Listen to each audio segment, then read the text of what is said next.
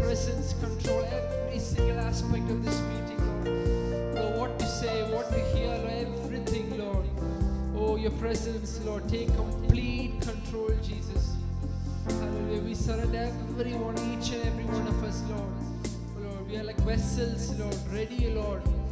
Oh, Lord, to be used for your glory. Hallelujah, Jesus. Oh, Lord, we give everything into your arms, Lord Jesus. You take complete control, Lord. In Jesus' name we pray. Amen.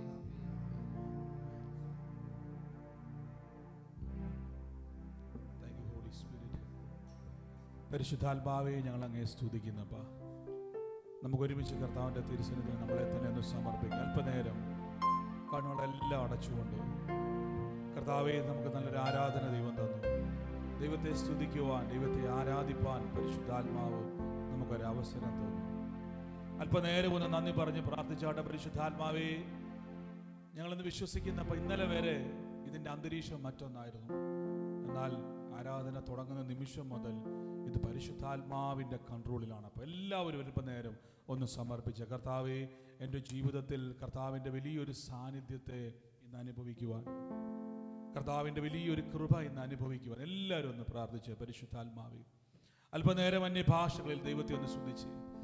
അന്യഭാഷ ലഭിച്ചവർ, അന്യഭാഷ വരമുള്ളവർ, അപ്പോസ്തലനായ പൗലോസ് പറഞ്ഞു, ഞാൻ ഏത് നേരത്തും ആത്മാവിൽ പ്രാർത്ഥിച്ചു. അങ്ങനെയെങ്കിൽ എപ്പോഴും ദൈവസന്നിധിയിൽ നിന്ന് ആത്മാവിൽ പ്രാർത്ഥിക്കുന്നവൻ ആത്മമണ്ഡലങ്ങളെ ഇന്ന് ചലിപ്പിക്കുന്നവനായി മാറും. ആത്മമണ്ഡലങ്ങളിൽ യുദ്ധം ചെയ്യുന്നവനാണ്, ആത്മമണ്ഡലങ്ങളെ രുചിക്കുന്നവനാണ്. അവന് ഭൗതിക മേഖലകളെ വിഷയമല്ല. ഇന്ന് പ്രവാചകൻ പറഞ്ഞതുപോലെ നമ്മുടെ കൂടെയുള്ളവർ നിന്നെ തകർക്കാൻ നിൽക്കുന്ന രാജാവിൻ്റെ സൈന്യത്തെക്കാൾ അധികമുണ്ട്. അഗ്നിമയമായ ദൂതന്മാരുടെ സംഘം നമുക്ക് ചുറ്റുമുണ്ട്. ഇന്ന് പ്രാർത്ഥിച്ച് പരിശുദ്ധാത്മാവേ, ഈ ഭൗതികമായ ലോകത്ത് ഞാൻ ജീവിക്കുമ്പോൾ ഈ ഭൗമികമായിട്ടുള്ള എല്ലാത്തിൻ്റെ അക്കാൽ എനിക്കൊരു ജയമുണ്ട്, ജയമുണ്ട്. അല്പനേരം അന്യഭാഷ പറഞ്ഞാണ്. Thank you Holy Spirit. ഓ റബ ശന്തലറിയാ തെരേബേസിയ പ്രിയ ശേരമനസിയാ തെരേവറിയ. ഓ, എൻ്റെ ചരിത്രത്തെ മാറ്റിമറിക്കുവാൻ കഴിയുന്ന പരിശുദ്ധാത്മാവേ, ഇന്ന് മീൻപിടുത്തക്കാർ നടുവിലേക്ക് യേശു ഇറങ്ങി വന്നിട്ട് പറഞ്ഞു, ഞാൻ നിങ്ങളെ മനുഷ്യരെ പിടിക്കുന്നവരാക്കും. ലോകത്തെ ചലിപ്പിക്കുവാൻ അപ്പോസ്തലന്മാർക്ക് കഴിഞ്ഞുവെങ്കിൽ യേശുവിനെ ഉയർപ്പിച്ച അതേ അഭിഷേകം നിങ്ങളുടെ മേൽ വ്യാപരിക്കുന്നുണ്ടെന്ന് വിശ്വസിച്ച് യേശുവിനെ ഉയർപ്പിച്ച പരിശുദ്ധാത്മാവ്, അപ്പോസ്തലന്മാരിൽ വ്യാപരിച്ച പരിശുദ്ധാത്മാവ്, സ്വർഗത്തിൽ മഹിമാസന്നിധിയിൽ വ്യാപരിച്ച പരിശുദ്ധാത്മാവ്, വെളിച്ചമുണ്ടാകട്ടെ എന്ന് പറഞ്ഞപ്പോൾ നിർമ്മിക്കുവാൻ ഇറങ്ങി തിരിച്ച പരിശുദ്ധാത്മാവ്, ആ പരിശുദ്ധാത്മാവിന്റെ ഉള്ളത്തിൽ വ്യാപരിക്കുന്നു. ഓ, അത് തിരിച്ചറിഞ്ഞുകൊണ്ട് എന്റെ ഭാഷ പറഞ്ഞാട്ടെ.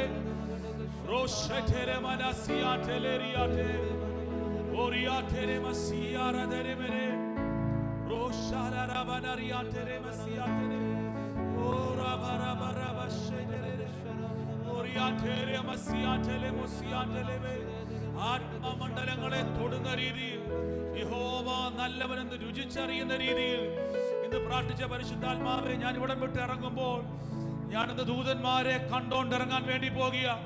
എന്റെ നഗ്ന നേത്രം കൊണ്ട് ദൈവത്തിന്റെ ദൂതന്മാരെ കാണുന്ന സ്വർഗീയ ദർശനങ്ങളെ ആഴമായി രുചിക്കുന്ന ആത്മമണ്ഡലത്തിലേക്ക് പരിശുദ്ധാത്മാവേ, ഓ, അങ്ങനെ എക്വിപ്പ് ചെയ്തെടുക്കുന്ന വൻകൃപയ്ക്ക് നന്ദി പറയുന്നപ്പ. ഒരു സ്പിരിച്വൽ കർത്താവേ, അപ്ഗ്രഡേഷൻ ഞങ്ങളിൽ സംഭവിക്കട്ടെ അപ്പ. ഒരു അപ്ഡേഷൻ ഞങ്ങളിൽ സംഭവിക്കട്ടെ അപ്പ.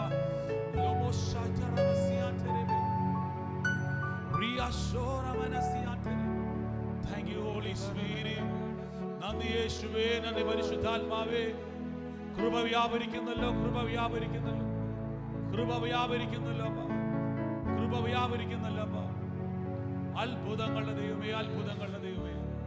ഓ സഖറലസ പ്രിയാസോശമനസി പ്രീരിരിവസിരെ ബെരെ ബെരെ ബെരെ റോസഖനറിയാതെരമസി പ്രീരാബറബറബശഖര പ്രീവിരികമസോഖലറിയാതെരെ.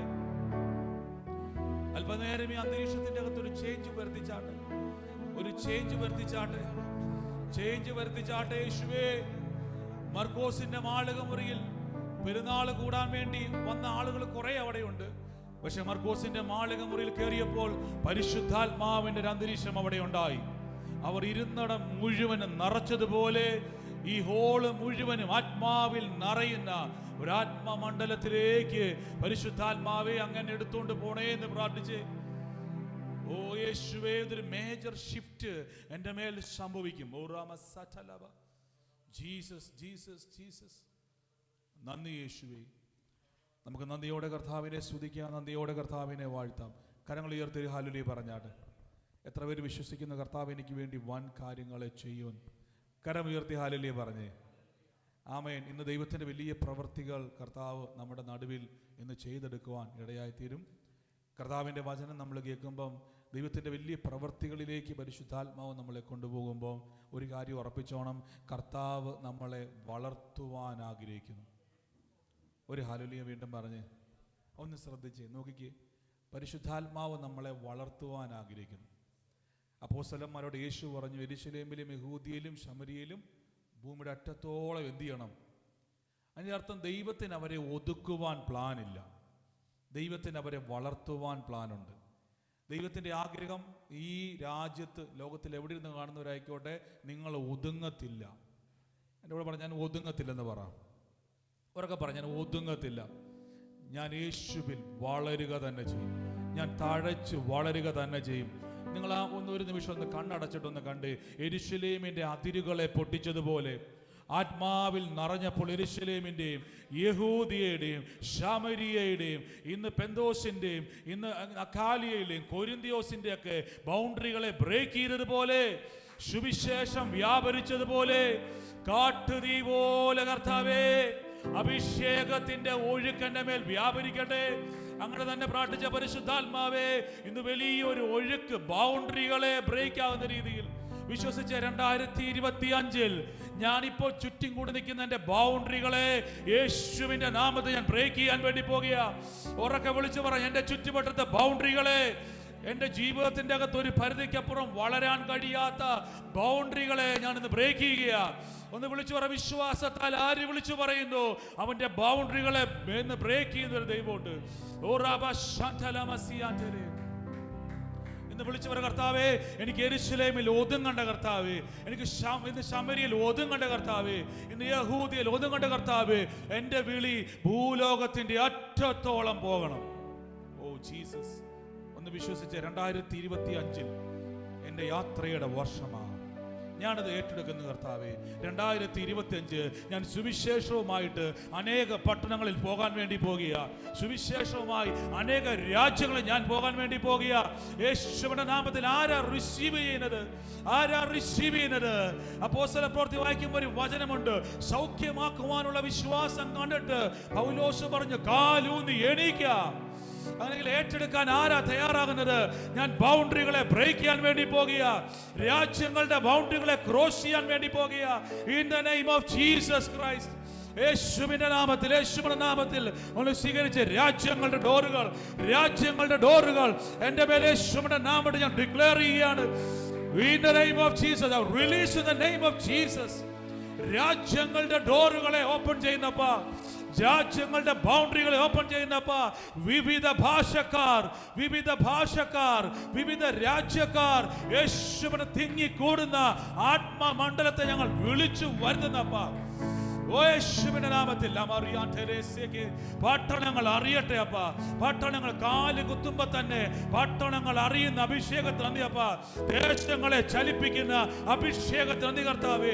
രോഗികളെ വിടുതലുകളിലേക്ക് കൊണ്ടുവരുന്ന ദൈവശക്തിക്ക് നന്ദി അപ്പ. Thank you Holy Spirit. നിങ്ങൾ വിശ്വസിച്ചേ പറ്റത്തുള്ളൂ.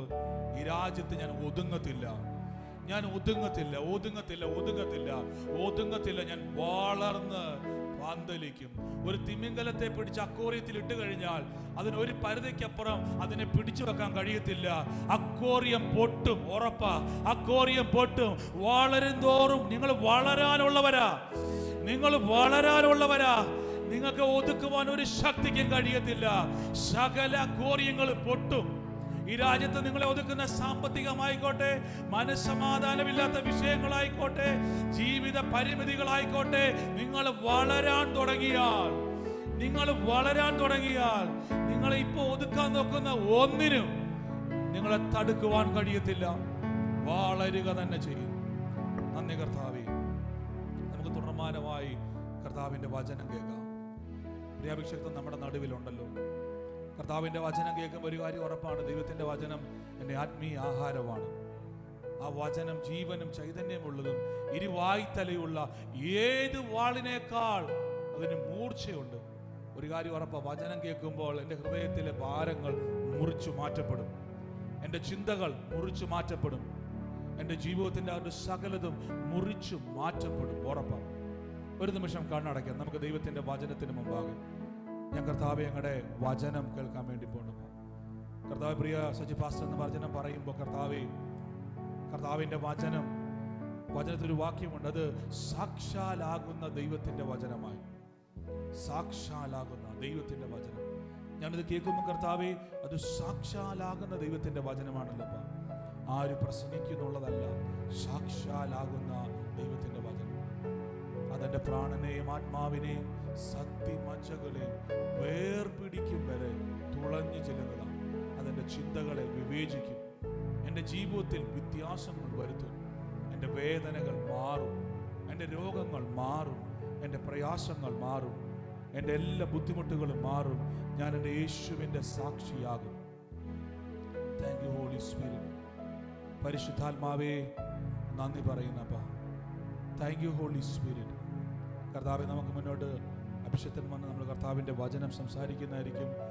വൻ കൃപകളാൽ കർത്താവ് നമ്മളെ നിറയ്ക്കുമാറാകട്ടെ. വലിയ കൃപകളാൽ പരിശുദ്ധാത്മാവെ അങ്ങ് ഞങ്ങളെ നടത്തുന്ന കൃപയ്ക്ക് നന്ദി പറയുന്നു. യേശുവേ, നമുക്ക് പ്രാർത്ഥനയോടെ തന്നെ കർത്താവിൻ്റെ വചനത്തെ ഇന്ന് ശ്രവിക്കാം. ദൈവം നമ്മുടെ കൂടെ ഉണ്ടല്ലോ. Thank you Holy spirit.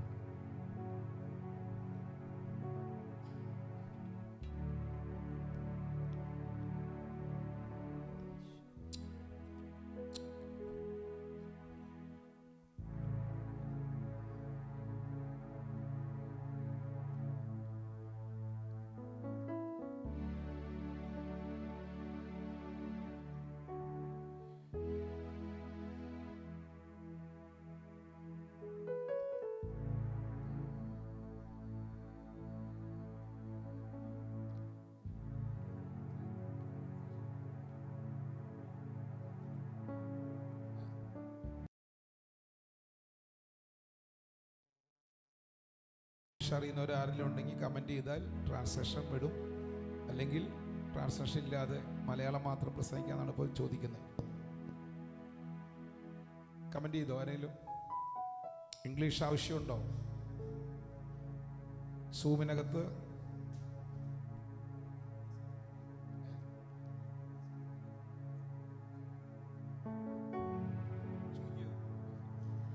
anyone need to translation Malayalam to English?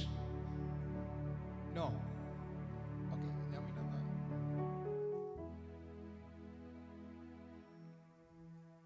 no need. Okay, thank you. ചിലപ്പോൾ നമുക്ക് കൂടുതൽ നേരം നമുക്ക് വചനം പറയാം.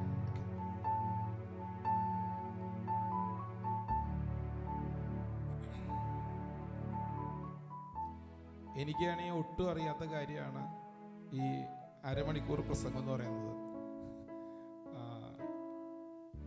ഓക്കെ, കർത്താവിൻ്റെ പരിശുദ്ധമായ നാമം വാഴ്ത്തപ്പെടുമാറാകട്ടെ.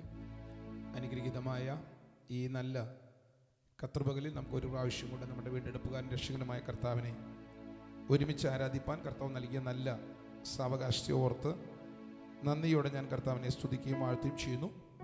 സന്നിഹിതരായിരിക്കുന്ന എല്ലാവർക്കുമുള്ള വന്ദനത്തെ ഞാൻ പ്രാരംഭത്തിൽ അറിയിക്കുന്നു. നിഖിൽ പാസ്റ്റർ, പ്രിയ ബെന്നിച്ചാൻ, മക്കള്, ലിനി സിസ്റ്റർ, എല്ലാവരും ഓർത്ത് സ്തോത്രം ചെയ്യുന്ന എല്ലാവർക്കുമുള്ള സ്നേഹത്തെ വന്ദനത്തെ ഞാൻ അറിയിക്കുന്നു. ഇങ്ങനെയൊരു പ്രാർത്ഥന ഇവിടെ നടത്തിക്കൊണ്ടു പോകുവാനായിട്ട് നമ്മൾ ഇപ്പോൾ അനുഭവിക്കുന്ന സ്ട്രഗിളുകൾ കുറേയുണ്ട്. പല സ്ഥലത്ത് നിന്ന് പല സമയങ്ങൾ പല ക്രമീകരണങ്ങളെല്ലാം ചെയ്താണ് ഇത് നടക്കുന്നത്. നാം ഇത് ചെയ്യുന്നത് ദൈവരാജ്യ നിമിത്തമാകിയാൽ ദൈവത്തിൻ്റെ ആത്മാവിനാലുള്ള വർധനവുകൾ വെളിപ്പെടാൻ തുടങ്ങും. ഞാൻ കഴിഞ്ഞ ദിവസങ്ങളൊക്കെ ഇവിടെ വന്ന് നിങ്ങളുടെ കൂടെ ആരാധിച്ചപ്പോൾ ഞാൻ കണ്ട കാര്യം, കണ്ടമാനം ഓട്ടത്തിലാണ്. കണ്ടമാനം കാര്യങ്ങൾ, നമ്മൾ കുറച്ച് പേരുള്ളത് കൊണ്ട് കുറേ അധികം കാര്യങ്ങൾ ചെയ്യേണ്ടി വരുന്നു. കഴിഞ്ഞ കാലത്ത് ഞാൻ തൃശ്ശൂർ ചെയ്ത കാര്യങ്ങളാണ് എനിക്ക് ഓർമ്മ വന്നത്. ഒറ്റയ്ക്കായിരുന്നു ഞാൻ എല്ലാം ചെയ്തിരുന്നത്. വാൾപോസ്റ്റ് ഒട്ടിക്കുക, കൺവെൻഷൻ നടത്തുക, എല്ലാ കാര്യങ്ങളും ഒറ്റയ്ക്ക് ചെയ്തിരുന്നൊരു കാലഘട്ടം. ചെറിയ 2 പിള്ളേരെ വെച്ചുകൊണ്ട് ചെയ്തൊരു കാലഘട്ടമുണ്ട്. പക്ഷെ ഇപ്പോൾ ഒന്നും ഞാനില്ലെങ്കിലും അവിടെ ഈസി ആയിട്ട് നടക്കും. അങ്ങനെ ഒരു വളർച്ചയിലേക്ക് ദൈവാത്മാവ് തൃശ്ശൂർ സഭയെ കൊണ്ടുവന്നു. ആരംഭ കാലഘട്ടത്തിൽ നമ്മൾ അനുഭവിക്കുന്ന സ്ട്രഗിളുകളുണ്ട്. പ്രാർത്ഥനയോടെ നമ്മൾ സമർപ്പണത്തോടെ അതിൽ വിശ്വസ്തരായിരിക്കാമെങ്കിൽ നമുക്കെല്ലാം വർധനവുകൾ തുറക്കുന്ന ദൈവമുണ്ട്, വഴികൾ തുറക്കുന്ന ദൈവമുണ്ട്. നമ്മളെ അല്പം മുൻപിൽ പാസ്റ്റർ കേൾപ്പിച്ചതുപോലെ, ദൈവാത്മദാസനോട് കേൾപ്പിച്ചതുപോലെ, ഇതെല്ലാം നാളെ ദൈവത്തിൻ്റെ അനുഗ്രഹത്തിൻ്റെ അനുഗ്രഹത്തിൻ്റെ അടിസ്ഥാനമായി മാറും. അതോർത്ത് ഞാൻ കർത്താവിനെ സ്തുതിക്കുകയും വാഴ്ത്തുകയും ചെയ്യുകയാണ്. ഞാൻ ഇന്ന് നമുക്ക് ചില കാര്യങ്ങൾ നമ്മൾ കഴിഞ്ഞ ദിവസമെല്ലാം പഠിച്ചത് കൂടെ ചേർത്ത് ധ്യാനിച്ച്, ഞാൻ കഴിഞ്ഞ സെക്ഷനുകളുണ്ടായ പ്രശ്നം എന്ന് വെച്ച് കഴിഞ്ഞാൽ ഏകദേശം ഇപ്പം നമ്മളെല്ലാം ഒരേ നിലയിൽ ഈ വചനം ധ്യാനിക്കുന്നവരാണ്. കഴിഞ്ഞ ദിവസങ്ങളൊക്കെ തീരെ താഴെയുള്ള വചനത്തിന് അങ്ങനെ വളരാത്ത ആളുകൾ ഒക്കെ വരുന്നതുകൊണ്ട് നമുക്ക് പല കാറ്റഗറിയിൽ ഒരുമിച്ച് പോകേണ്ടി വരികയാണ്. ഞാൻ ഇന്ന് കഴിഞ്ഞ ദിവസം നിർത്തിയതിൻ്റെ പുറത്തങ്ങ് അതിൻ്റെ മുകളിൽ അങ്ങ് കയറി പോകാൻ പോവുകയാണ്. കഴിഞ്ഞ ദിവസം നമ്മൾ നിർത്തിയത്, നമ്മുടെ മുമ്പിൽ കർത്താവിൻ്റെ മേശയുണ്ട്. സുവനകത്തിരിക്കുന്നവരൊക്കെ ശ്രദ്ധിക്കുക. കഴിഞ്ഞ ദിവസങ്ങളിലെ സന്ദേശങ്ങൾ കേട്ടില്ലെങ്കിൽ നിങ്ങൾക്കിത് മുഴുവനും മനസ്സിലാകില്ല. പക്ഷേ പ്രാർത്ഥനയോടിരിക്കുക, ദൈവാത്മ നമ്മുടെ അകത്ത് തുറക്കും. നമ്മുടെ മുമ്പിലുള്ള കർത്താവിൻ്റെ മേശയാണ്. കർത്താവിൻ്റെ മേശ പുതിയ ഉടമ്പടിയാണ്. ന്യൂ കവനന്റിൻ്റെ പുതിയ ഉടമ്പടിയുടെ പ്രഖ്യാപനവും മീലുമാണ് നമ്മൾ കഴിക്കാൻ പോകുന്നത്. പുതിയ ഉടമ്പടി കർത്താവ് യേശുക്രിസ്തു കാൽവറിയിൽ സ്ഥാപിച്ചു. നമ്മളിപ്പോൾ അതിൻ്റെ മീലായ കർത്തൃമേശയിലേക്ക് വരികയാണ്. പുതിയ ഉടമ്പടിയുടെ അടയാളമാണ് നാം ഏറ്റ സ്നാനം. പഴയ അബ്രഹാമി ഉടമ്പടിയുടെ അടയാളമാണ് പരിച്ഛേദന. പുതിയ ഉടമ്പടിയുടെ പരിച്ഛേദനയാണ് നാം ഏറ്റ സ്നാനം. എപ്പോഴാണോ അബ്രഹാമിനോട് ദൈവം പറഞ്ഞ വാഗ്ദത്ത പ്രകാരം, ഉടമ്പടി പ്രകാരം താൻ പരിച്ഛേദനയേറ്റത്, തൊട്ടുപുറകിൽ തൻ്റെ കുടുംബത്തിനകത്ത് ദൈവിക വാഗ്ദത്തങ്ങൾ വെളിപ്പെട്ടു വരികയാണ്. അപ്പോൾ പരിച്ഛേദന, ഉടമ്പടി, അടയാളം, മീല്, ഇത് മൂന്നും കൂടെ കണക്റ്റഡ് ആണ്. ഞാനിത് മുഖവരിയായിട്ട് പറഞ്ഞെന്ന് മാത്രമേ ഉള്ളൂ. താഴേക്ക് ഞാൻ വീണ്ടും ഇറങ്ങി വരികയാണ്. പുതിയ ഉടമ്പടിക്കകത്തുള്ള 3 അടയാളങ്ങൾ, 3 വാഗ്ദത്തങ്ങൾ. ഇത് നിങ്ങളുടെ അകത്ത് ശ്രദ്ധയിൽ കിടക്കണം. പുതിയ ഉടമ്പടിക്കകത്ത് 3 വാഗ്ദത്തങ്ങൾ. ഒന്ന് പാപക്ഷമ, നീതീകരണം. ഞാൻ വിശദീകരിക്കുന്നില്ല, നിങ്ങൾക്ക് നന്നായിട്ട് അറിയാം. അറിഞ്ഞില്ലെങ്കിൽ നിങ്ങൾ ആദ്യം അത് പഠിക്കണം. നമ്മുടെ പ്രവർത്തികളല്ല, യേശുവിന്റെ രക്തത്താലാണ് നാം നീതീകരിക്കപ്പെടുന്നത്. ഒരു ആമേൻ പറഞ്ഞ കർത്താവിന് ഏറ്റവും ബേസായിട്ട്, ആരാധനയുടെ ഏറ്റവും ബേസ് അതാണ്. ഞാൻ നീതീകരിക്കപ്പെട്ടത് നമ്മുടെ പ്രവർത്തിയാലല്ല. ലോകത്തിൽ മറ്റെവിടെ നിന്നും നമുക്കിത് ലഭ്യമാകുകയല്ല. പക്ഷേ ഇത് ലഭ്യമാകുന്ന യേശുവിന്റെ മരണ അടക്കപ്പനുരുധ്വാനത്താലാണ്. ഓക്കെ, അപ്പൊ നീതീകരണം. 2, ജീവൻ. അവൻ ന്യായപ്രമാണം നമ്മുടെ ഉള്ളിലാക്കി നമ്മെ അവനെ പോലെ വളർത്തുകയാണ്. 2ാമത്തെ വാഗ്ദത്തമാണ്. 3ാമത്തെ വാഗ്ദത്തം നമ്മൾ അവനെ അറിയുക എന്നുള്ളതാണ്. കഴിഞ്ഞ 2 ആഴ്ച മുമ്പ് നമ്മൾ എടുത്ത ക്ലാസ്സിനകത്ത് അവനെ അറിയുന്നതിൽ നമ്മൾ 3 ഭാഗം തൊട്ടു. 1, അവന്റെ പ്രവർത്തികൾ അറിയുക. 2, അവന്റെ വഴികൾ അറിയുക. 3, അവനെ അറിയുക. 3 കാര്യങ്ങളാണ് തൊട്ടത്. ഏതൊക്കെയാണ്? 1, നിങ്ങൾ ആരും മിണ്ടുന്നില്ല. 1, അവന്റെ പ്രവർത്തികൾ അറിയുക. 2, മിണ്ടുന്നേ. 2, അവന്റെ വഴികൾ അറിയുക. 3, അവനെ അറിയുക. 3 കാര്യങ്ങളാണ് പറഞ്ഞത്. 1, ഒന്നുകൂടി പറഞ്ഞു, അവന്റെ പ്രവർത്തികൾ അറിയുക. 2, അവന്റെ വഴികൾ അറിയുക. 3, അവനെ അറിയുക. അവന്റെ പ്രവർത്തികൾ അറിഞ്ഞു ഇസ്രായേൽ മക്കൾ. പക്ഷെ ഒറ്റയൊരെണ്ണം വാഗ്ദത്തമായിട്ടിലെത്തിയില്ല. പ്രവർത്തികൾ അറിയുന്നത് നല്ലതാണ്, ഒരു പുറപ്പാടിന് നല്ലതാണ്, സാഹചര്യങ്ങളെ ജയിക്കാൻ നല്ലതാണ്, അവസ്ഥകളെ ജയിക്കാൻ നല്ലതാണ്. പ്രവർത്തികൾ അറിയുന്നവൻ അവസ്ഥകളെ ജയിക്കും. വഴി അറിയുന്നവൻ അവസ്ഥകളുടെ നടുവിലൂടെ അവൻ യാത്ര ചെയ്യാൻ തുടങ്ങും. ഒരാമയെ പറഞ്ഞ കർത്താവിന് നമ്മുടെ ജീവിതത്തിൽ നാം പലപ്പോഴും ദൈവത്തിന്റെ പ്രവർത്തികൾ അറിഞ്ഞവരാണ്, പ്രവർത്തികൾ കണ്ടമാനം കണ്ടവരാണ്. എന്നാൽ ചില സന്ദർഭങ്ങളിൽ നാം ദൈവത്തിന്റെ വഴികൾ കണ്ടവരാണ്. വഴികൾ കണ്ടവന്റെ പ്രത്യേകത, അവന്റെ യാത്ര ത്വരിതഗതിയിലായിരിക്കും, വേഗത്തിലായിരിക്കും. ഒരാമയെ പറഞ്ഞ കർത്താവിന് അവൻ ഒന്നിന്റെ മടിവിൽ തളർന്നു നിൽക്കില്ല, അവൻ ഒന്നിന്റെ മടിവിൽ പതറി നിൽക്കില്ല. അവനറിയാം സകലതിന്റെ മടിവിലൂടെയും ദൈവം വഴിയൊരുക്കിയിട്ടുണ്ട്. ആമേൻ. അവൻ ഉറച്ചു പറയണം. ദൈവം നമ്മളെ ഏത് രാജ്യത്ത് കൊണ്ടുവന്നാലും, ദൈവം നമ്മളെ ഏത് സ്ഥാപനത്തിലാക്കിയാലും, ഏത് സ്ഥലത്താക്കിയാലും, എന്തിന്റെ മുമ്പിലാക്കിയാലും, നമ്മുടെ ദൈവം അവൻ വഴികൾ ഒരുക്കി വെച്ചിരിക്കുന്നവയോ ആണ്. അതുകൊണ്ടാണ് യെശയ്യാപ്രവാചകൻ പറഞ്ഞത്, ദൈവത്തിന്റെ വഴികൾ മനുഷ്യന്റെ വഴികളെക്കാൾ ഉയർന്നതാണ്. ആകാശം പറഞ്ഞേ, ആകാശം ഭൂമിക്ക് മീതെ ഉയർന്നിരിക്കുന്ന പോലെ യഹോവയുടെ വഴികൾ ഉന്നതമാണ്. നാം നമ്മുടെ ചുറ്റും വഴികൾ അന്വേഷിക്കുമ്പോൾ ദൈവത്തിന്റെ വഴികൾ ആകാശം ഭൂമിക്ക് മീതെ ഉയർന്നിരിക്കുന്ന പോലെ ഉയർന്നതാണ്. ഇന്ന് രാവിലെ നമുക്ക് അഭിനന്ദ സ്തോത്രം ചെയ്യാൻ പറ്റും കർത്താവിന്. ദൈവത്തിന്റെ വഴികൾ ഉയർന്നതാണ്. എനിക്ക് വേണ്ടി, എന്റെ കുടുംബത്തിന് വേണ്ടി, എന്റെ തലമുറയ്ക്ക് വേണ്ടി, എന്റെ സഭയ്ക്ക് വേണ്ടി ദൈവം വഴികൾ തുറന്ന വയ്യമാണ്. ഒന്ന് കാര്യം പറ്റിയാലും നന്ദി പറയാമെങ്കിൽ പറഞ്ഞോ, അവൻ വഴികൾ തുറക്കുന്ന വയ്യമാണ്. അവന് സകലമിന്റെ മടിയിലും വഴികൾ ഉണ്ട്. Hallelujah, hallelujah. ഒരു മിനിറ്റ് കരം പറ്റിയെന്ന് മമ്മി പറഞ്ഞ കർത്താവിന് അപരങ്ങൾ തുറമെ കരം പറ്റിയെന്ന് മമ്മി പറഞ്ഞു. ഒന്നിന്റെ മടിവിൽ പതറിപ്പോകരുത്. ചെങ്കടലിന്റെ മുമ്പിൽ, കയ്പുകളുടെ മടിവിൽ, മാറയുടെ മുമ്പിൽ, ഏത് പ്രതികൂലത്തിന്റെ മടിവിലും, ഏത് തകർച്ചയുടെ മടിവിലും, ഏത് വഴിമുട്ടിയ അവസ്ഥകളുടെ മടിവിലും അവൻ നമുക്ക് വേണ്ടി വഴി ഒരുക്കി വെച്ചിട്ടുണ്ട്. ഹല്ലേലൂയ, ആമേൻ. ഇതാണ് നമ്മൾ കഴിഞ്ഞതിന്റെ മുമ്പത്തെ ആഴ്ച കണ്ടത്. അവിടെ നമ്മൾ അടുത്തൊരു പദം കൂടെ കണ്ടാണ് അവിടെ നിർത്തിയത്.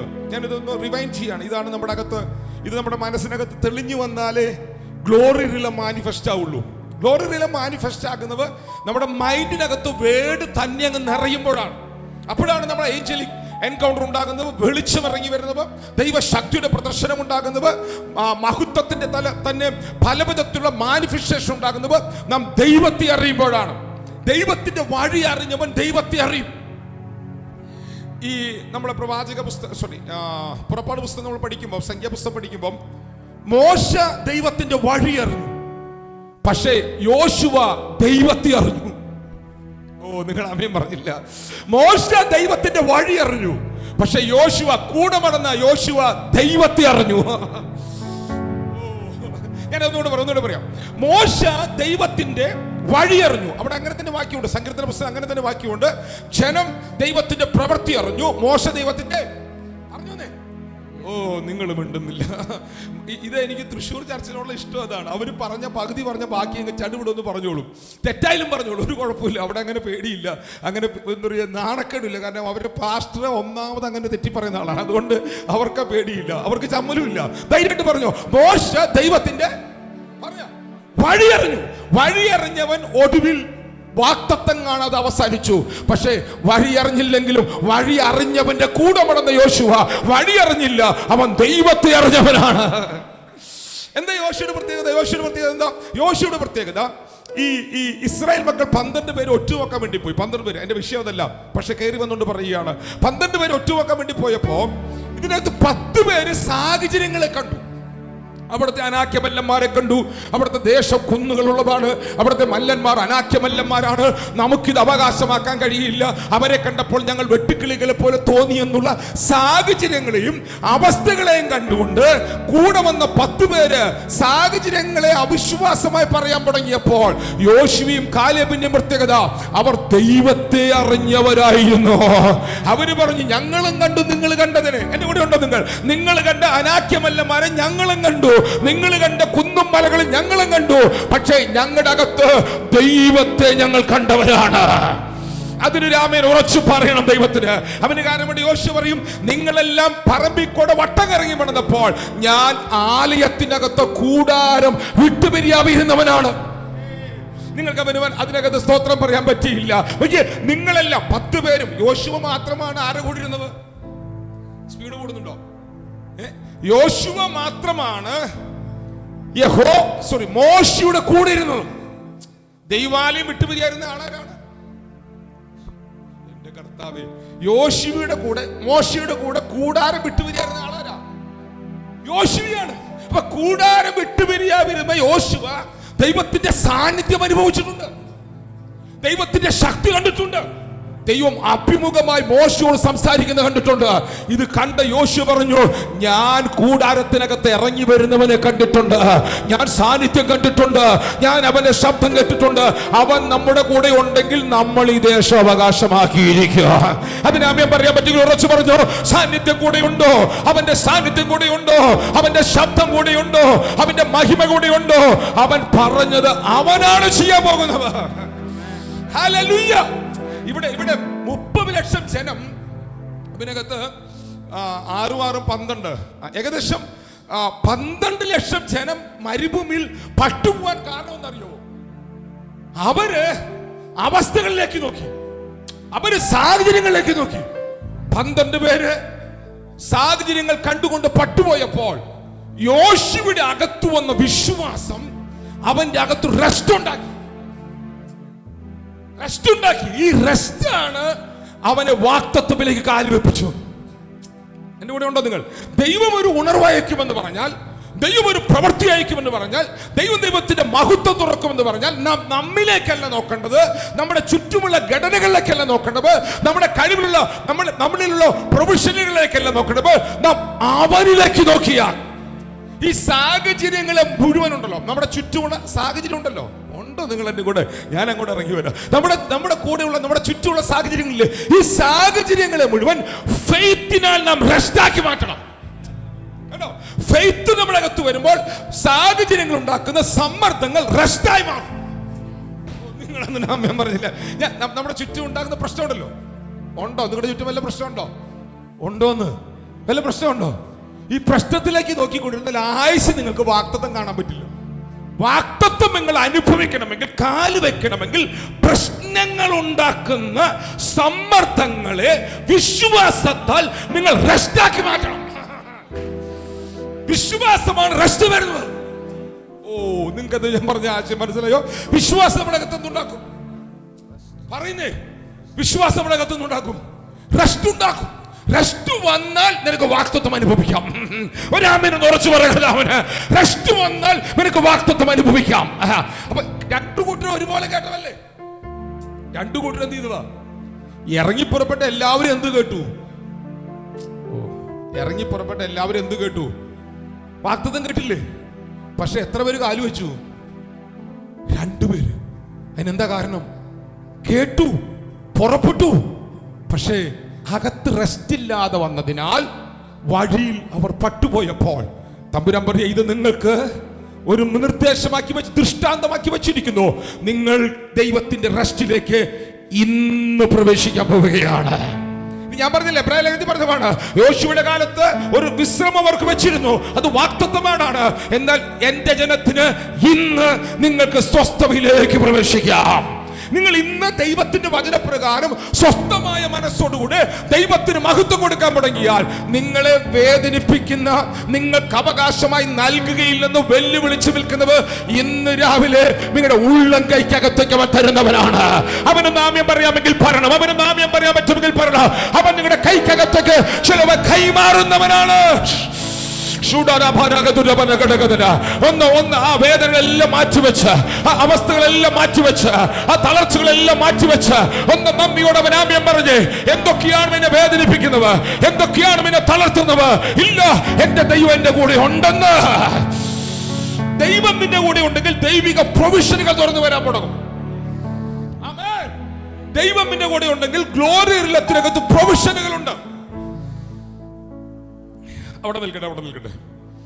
ഇനി അങ്ങനെ പോയാൽ അങ്ങ് പോവും, തിരിച്ചു വരും. അപ്പൊ ഇവിടെ നമ്മൾ കണ്ടത്, ഇസ്രായേൽ മക്കൾ ദൈവത്തിന്റെ വഴികൾ അറിഞ്ഞു, പ്രവൃത്തി അറിഞ്ഞു. മോശ, നിങ്ങൾ ഉണ്ടെന്നില്ല, ദൈവത്തിന്റെ വഴി അറിഞ്ഞു. യോശുവ ദൈവത്തെ അറിഞ്ഞു. അപ്പം ഇനി ദാനിയേലിന്റെ പുസ്തകത്തിൽ വാക്യമുണ്ട്, ഞാൻ വായിക്കുന്നില്ല. എങ്കിലും തങ്ങളുടെ ദൈവത്തെ അറിയുന്ന ജനം, ഒന്ന് എടുത്ത് വായിച്ചു വന്നോ, നിങ്ങൾ ബൈബിൾ തുറന്നു. ദാനിയേലിന്റെ പുസ്തകം 11-ാം അധ്യായത്തിന്റെ 32-ാം വാക്യത്തിലേക്ക് വന്ന് 32-ാം വാക്യത്തിലേക്ക് വന്ന്.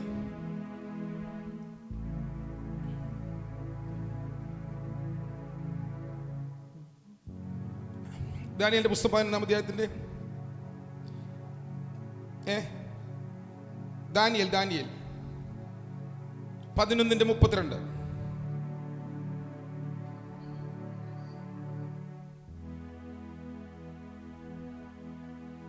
ദാനിയേൽ 11:32. നിയമത്തിന് വിരോധം.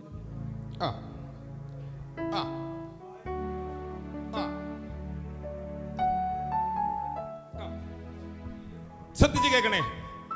തങ്ങളുടെ ദൈവത്തെ അറിയുന്ന ജനം എന്ത് ചെയ്യും? അവർ ഉറച്ചു നിൽക്കും. സാഹചര്യങ്ങളുടെ നടുവിൽ അവർ ഉറച്ചു നിൽക്കും. അത് ഏത് വിധത്തിലും. ശാരീരികമായിട്ട് പ്രയാസങ്ങൾ വരാം, സാമ്പത്തികമായ പ്രയാസങ്ങൾ വരാം, സാമൂഹിക പ്രയാസങ്ങൾ വരാം, ജോലി സ്ഥലത്ത് പ്രയാസങ്ങൾ വരാം. നിങ്ങൾ അനുഭവിക്കുന്ന സാഹചര്യങ്ങൾ, അവന്റെ ചുറ്റും ഏത് വിധത്തിലുള്ള പ്രശ്നം വന്നാലും ദൈവത്തെ അറിഞ്ഞാൽ നീ അവന്റെ നടുവിൽ ഉറച്ചു നിൽക്കും. ഉറച്ചു നിന്നാൽ നീ ആ നിൽപ്പിനെ ഒരു വീര്യമാക്കി മാറ്റും. ദൈവത്തെ അറിയുന്നവൻ, ഒന്ന് പറഞ്ഞു, ദൈവത്തെ അറിയുന്നവൻ, എങ്കിലും നിങ്ങളുടെ ദൈവത്തെ അറിയുന്നവൻ ഉറച്ചു നിൽക്കും. ഉറച്ചു നിന്നവൻ എന്ത് ചെയ്യും? ഉറച്ച് ദൈവത്തിലുള്ള വിശ്വാസം ഒരു വ്യക്തിയെ സാഹചര്യങ്ങളുടെ നടുവിൽ ഉറപ്പിച്ചു നിർത്തും. ഉറപ്പിച്ചു നിൽക്കാൻ തുടങ്ങിയാൽ നിന്റെ സാഹചര്യങ്ങളിൽ ദൈവത്തിന്റെ വീര്യതയുള്ള പ്രവർത്തികൾ വെളിപ്പെടാൻ തുടങ്ങും. ആമേൻ. ദൈവത്തെ അറിയുന്നത് പല മേഖലകളിൽ നാം ദൈവത്തെ അറിയുന്നുണ്ട്. നിങ്ങളെ ദൈവം സുവിശേഷത വിളിച്ചില്ലേ? വിളിച്ചോ? വിളിച്ചോ? നിങ്ങൾ വിളിച്ച ദൈവം വിളിച്ചവരെ നീതീകരിച്ചു, നീതീകരിച്ചവരെ തേജസ്കരിച്ചുവരിക്കുന്നു. അവൻ മുന്നറിഞ്ഞവരെ മുൻ നിയമിച്ചവരെ വിളിച്ചും, വിളിച്ചവരെ നീതീകരിച്ചു, നീതീകരിച്ചവരെ തേജസ്കരിച്ചുമിരിക്കുന്നു. ഹലോ, എന്നെ ഇവിടെ ഉണ്ടോ നിങ്ങൾ? ഇവിടെ നിങ്ങൾ ശ്രദ്ധിക്കൂ, ഇവിടെ നിങ്ങൾ ശ്രദ്ധിക്കൂ. വിളിച്ചവരെ നീതീകരിച്ചു, നീതീകരിച്ചവരെ തേജസ്കരിച്ചിരിക്കുന്നു. അപ്പൊ ഇവിടെ വിളിച്ചു, നീതീകരിച്ചു, തേജസ്കരിച്ചു, നമ്മെ പുത്രന്മാരാക്കി മാറ്റി. അപ്പൊ അവിടെയല്ലേ വിളിച്ചു, നീതീകരിച്ചു, തേജസ്കരണം, 3 പ്രോസസ്. വിളിച്ചു, നീതീകരിച്ചു, മിണ്ടുന്നേ, വിളിച്ചു, നീതീകരിച്ചു, തേജസ്കരിച്ചു. ഇത് 3 കഴിഞ്ഞാൽ പിന്നെ അവൻ പുത്രനായി വാഴുകയാണ്. ഇത് 3 നടക്കുന്നത്. 1 വിളിച്ചു എന്ന് പറഞ്ഞു, 1 വിളിച്ചു, 2 നീതീകരിച്ചു, 3 തേജസ്കരിച്ചു. ഇത് 3 കഴിഞ്ഞു കഴിഞ്ഞാൽ 4ാമത്തെ സ്റ്റേജ് നമ്മൾ വാഴാൻ തുടങ്ങുകയാണ്. അവിടെയാണ് ഈ രാജ്യത്തെ നാം വാഴാൻ തുടങ്ങുന്നത്. നാം ഈ പട്ടണത്തെ വാഴും, നാം ഈ രാജ്യത്തെ വാഴും, രോഗത്തെ വാഴും, മരണത്തെ നാം വാഴും. വാഴുന്ന വാഴ്ചയുടെ അധികാരങ്ങൾ അവൻ തുറക്കും. ഞാൻ അതിന്റെ ടേസ്റ്റ് നിങ്ങൾക്ക് വരുന്നു വരാം. വിളിക്കുക, നീതീകരിക്കുക, തേജസ്കരിക്കുക. ഇത് 3 ന്യൂ ടെസ്റ്റ്മെന്റിന്റെ അവകാശമാണ്.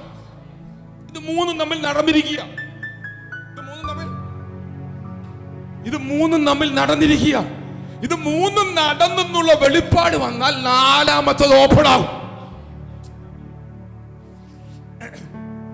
ഞാൻ പറഞ്ഞു, മനസ്സിലാവുന്നുണ്ടോ? വിളിച്ചു, നീതീകരിച്ചു, തേജസ്കരിച്ചു. ഇത് 3 അറിഞ്ഞാൽ നിങ്ങൾ വാഴ്ചയെ കുറിച്ചാണ്. എന്റെ കൂടെ ഉണ്ടോ? എവിടെ ഉണ്ടോ? ഇതാണ് നമ്മൾ കഴിഞ്ഞ ഞായറാഴ്ച കണ്ടു നിർത്തിയത്. യോഹന്നാനെ ആത്മാവിൽ സ്വർഗത്തിലേക്ക് കൊണ്ടുപോയി. സ്വർഗത്തിൽ ചെന്ന് സിംഹാസനം കാണിച്ചു, 24 മൂപ്പന്മാരെ കാണിച്ചു, 7 ആത്മാക്കളെ കാണിച്ചു. തൊട്ടുപുറകിൽ ദൂതൻ അവനോട് സിംഹാസനം ഇരിക്കുന്നവരുടെ കയ്യിലുള്ള അടയ്ക്കപ്പെട്ട പുസ്തകം കാണിച്ചു. മുദ്രകൾ പൊട്ടിപ്പാൻ ആരാണ് യോഗ്യനെന്ന് ചോദിച്ചു. ആരെയും കാണാൻ കരഞ്ഞു. തൊട്ടുപുറകിൽ ദൂതൻ വിളിച്ചു പറഞ്ഞു, ഇവിടെ യോഗ്യനായ ഒരുവനുണ്ട്. ഹലോ, ഇവിടെ മിണ്ടുന്നില്ല. ഇവിടെ യോഗ്യനായ ഒരുവനുണ്ട്. കുഞ്ഞാട് മുദ്രകൾ പൊട്ടിപ്പാൻ യോഗ്യനാണ്. കുഞ്ഞാട് മുദ്രകൾ പൊട്ടിപ്പാൻ. കാരണം അവൻ മാത്രമാണ് യോഗ്യൻ. കാരണം അവനാണ് വീണ്ടെടുപ്പ് ചെയ്തത്. എവിടെ അടുത്ത വാക്ക്? 7 ആത്മാക്കൾ അവിടുന്ന് പുറപ്പെടുന്നു. 7 ആത്മാക്കൾ. ഞാൻ അതിലേക്ക് പിന്നെ എപ്പോഴെങ്കിലും വരാം. 10ാം വാക്യത്തിൽ പറയുകയാണ്, എന്നിട്ട് പറയുകയാണ്, താഴെ നിന്ന്, ഭൂമിയിൽ നിന്ന്, സകല ഗോത്രങ്ങളിൽ നിന്നും, സകല ഭാഷകളിൽ നിന്നും, സകല വംശങ്ങളിൽ നിന്നും ഒരു ശബ്ദം കേൾക്കുന്നു. അവൻ ഞങ്ങളെ വിലക്ക് വാങ്ങി. ആ 10ാം വാക്യം കൂടെ ചേർത്ത് വായിച്ചേ. ഇനി ആ വാക്യം വായിക്കുന്നില്ല. 10ാം വാക്യം കൂടെ വായിച്ചേ. വെളിപ്പാട് 5:10 ചേർത്ത് വായിച്ചേ. 5:10. ഞങ്ങളുടെ ദൈവത്തിന് അവരെ, അതിന്റെ 9ാം വാക്യം കൂടെ ചേർത്ത് വായിച്ചു. 9ാം വാക്യം കൂടെ, കുഞ്ഞാടിന് മുമ്പാകെ വീണു, പുസ്തകം വാങ്ങുവാനും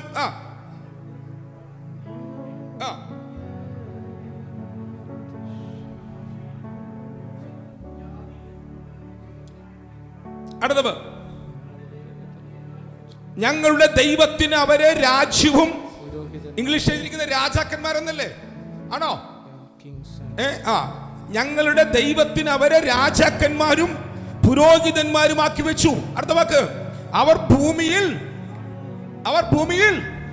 എന്ന് പറ, അവർ ഭൂമിയിൽ നീറോ ചക്രവർത്തിയുടെ കാലഘട്ടം മുതൽ കൊടിയ പീഡകൾ അഴിച്ചുവിട്ട് ഡൊമിനേഷന്റെ കാലഘട്ടം വന്നപ്പോൾ കഠിനമായ പീഡകളുടെ ആഴങ്ങൾ തുറന്ന് ദൈവസഭയിലുള്ള വിശുദ്ധന്മാരെ മുഴുവൻ ആഴമായി ക്രൂരമായി പീഡിപ്പിച്ച് അവസാനിപ്പിച്ചുകൊണ്ടിരിക്കുമ്പോൾ പീഡക്കകത്ത് കിടക്കുന്ന ഭക്തനെ സ്വർഗത്തിലേക്ക് കൊണ്ടുപോയിട്ട് അവിടെ വെച്ച് സ്വർഗം പറഞ്ഞു കൊടുക്കുകയാണ്.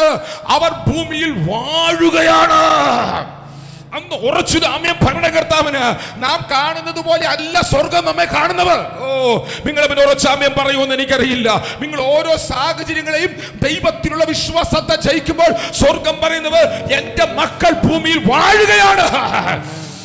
ഒന്നരാമ്യം പറഞ്ഞ ശക്തിയോട് രാമ്യം പറഞ്ഞ കർത്താവിന്. നിങ്ങൾ ചിന്തിക്കും ചില പ്രയാസങ്ങൾ, അത് അവരും വളർന്നല്ലോ, അവരും ജയിച്ചല്ലോ. നിങ്ങളുടെ കൂടെയുള്ള ജാതികളായ ആൾക്കാരുണ്ട്, നമ്മുടെ കൂടെ ജോലി ചെയ്യുന്നവരുണ്ട്, നമ്മുടെ അയൽവക്കക്കാരുണ്ട്, നമ്മുടെ ബന്ധുമിത്രാദികളുണ്ട്. അവർ സാഹചര്യങ്ങളെ അവരെ കഴിവ് കൊണ്ട് ജയിക്കുമ്പോൾ നാം ജയിക്കുന്നവ കഴിവിനാലല്ല, നാം ജയിക്കുന്നവ ജീവനാലാണ്. നാം ജയിക്കുന്നത് അവനാലാണ്. ആമ്യം പറയാൻ പറ്റുമെങ്കിൽ പറ. ഇന്ന് രാവിലെ ദൈവാത്മാവ് ജയത്തിന്റെ കരം നിങ്ങളുടെ മേൽ തുറക്കാൻ പോവുകയാണ്. നിങ്ങൾ ഈ പട്ടണത്തെ ജയിച്ചിരിക്കുക, നിങ്ങൾ ഈ ദേശത്തെ ജയിച്ചിരിക്കുക. ചെറിയ കൂട്ടമേ നിങ്ങൾ ഭയപ്പെടേണ്ട. രാജ്യം നിങ്ങൾക്ക് തരുവാൻ പിതാവിന് ഹിതമായിരിക്കുകയാണ്. ഏതെങ്കിലും വചനങ്ങൾ നിങ്ങളെ തൊടുന്നെങ്കിൽ ഇന്ന് രാവിലെ വചനം കേട്ട് മിണ്ടാതിരിക്കരുത്. അവന് ദൈവത്തിൽ ആമേൻ പറയണം. ഇന്ന് രാവിലെ ചില പേപ്പറുകൾ നമ്മൾ കൈമാറുകയാണ്. ഇന്ന് രാവിലെ സഭ ചില ഓർഡറുകൾ കൈമാറുകയാണ്. ഹല്ലേലൂയ. നാം വാഴുകയാണ്. സ്വർഗം പറയുന്നു നാം വാഴുകയാണ്. നിങ്ങൾ ഇത് വിശ്വസിക്കുന്നുണ്ടോ? നമ്മൾ എഴയുകയല്ല, നമ്മൾ വാഴുകയാണ്. ആമേൻ പറ. ഉറച്ചവൻ ആമേൻ പറ കർത്താവിന്.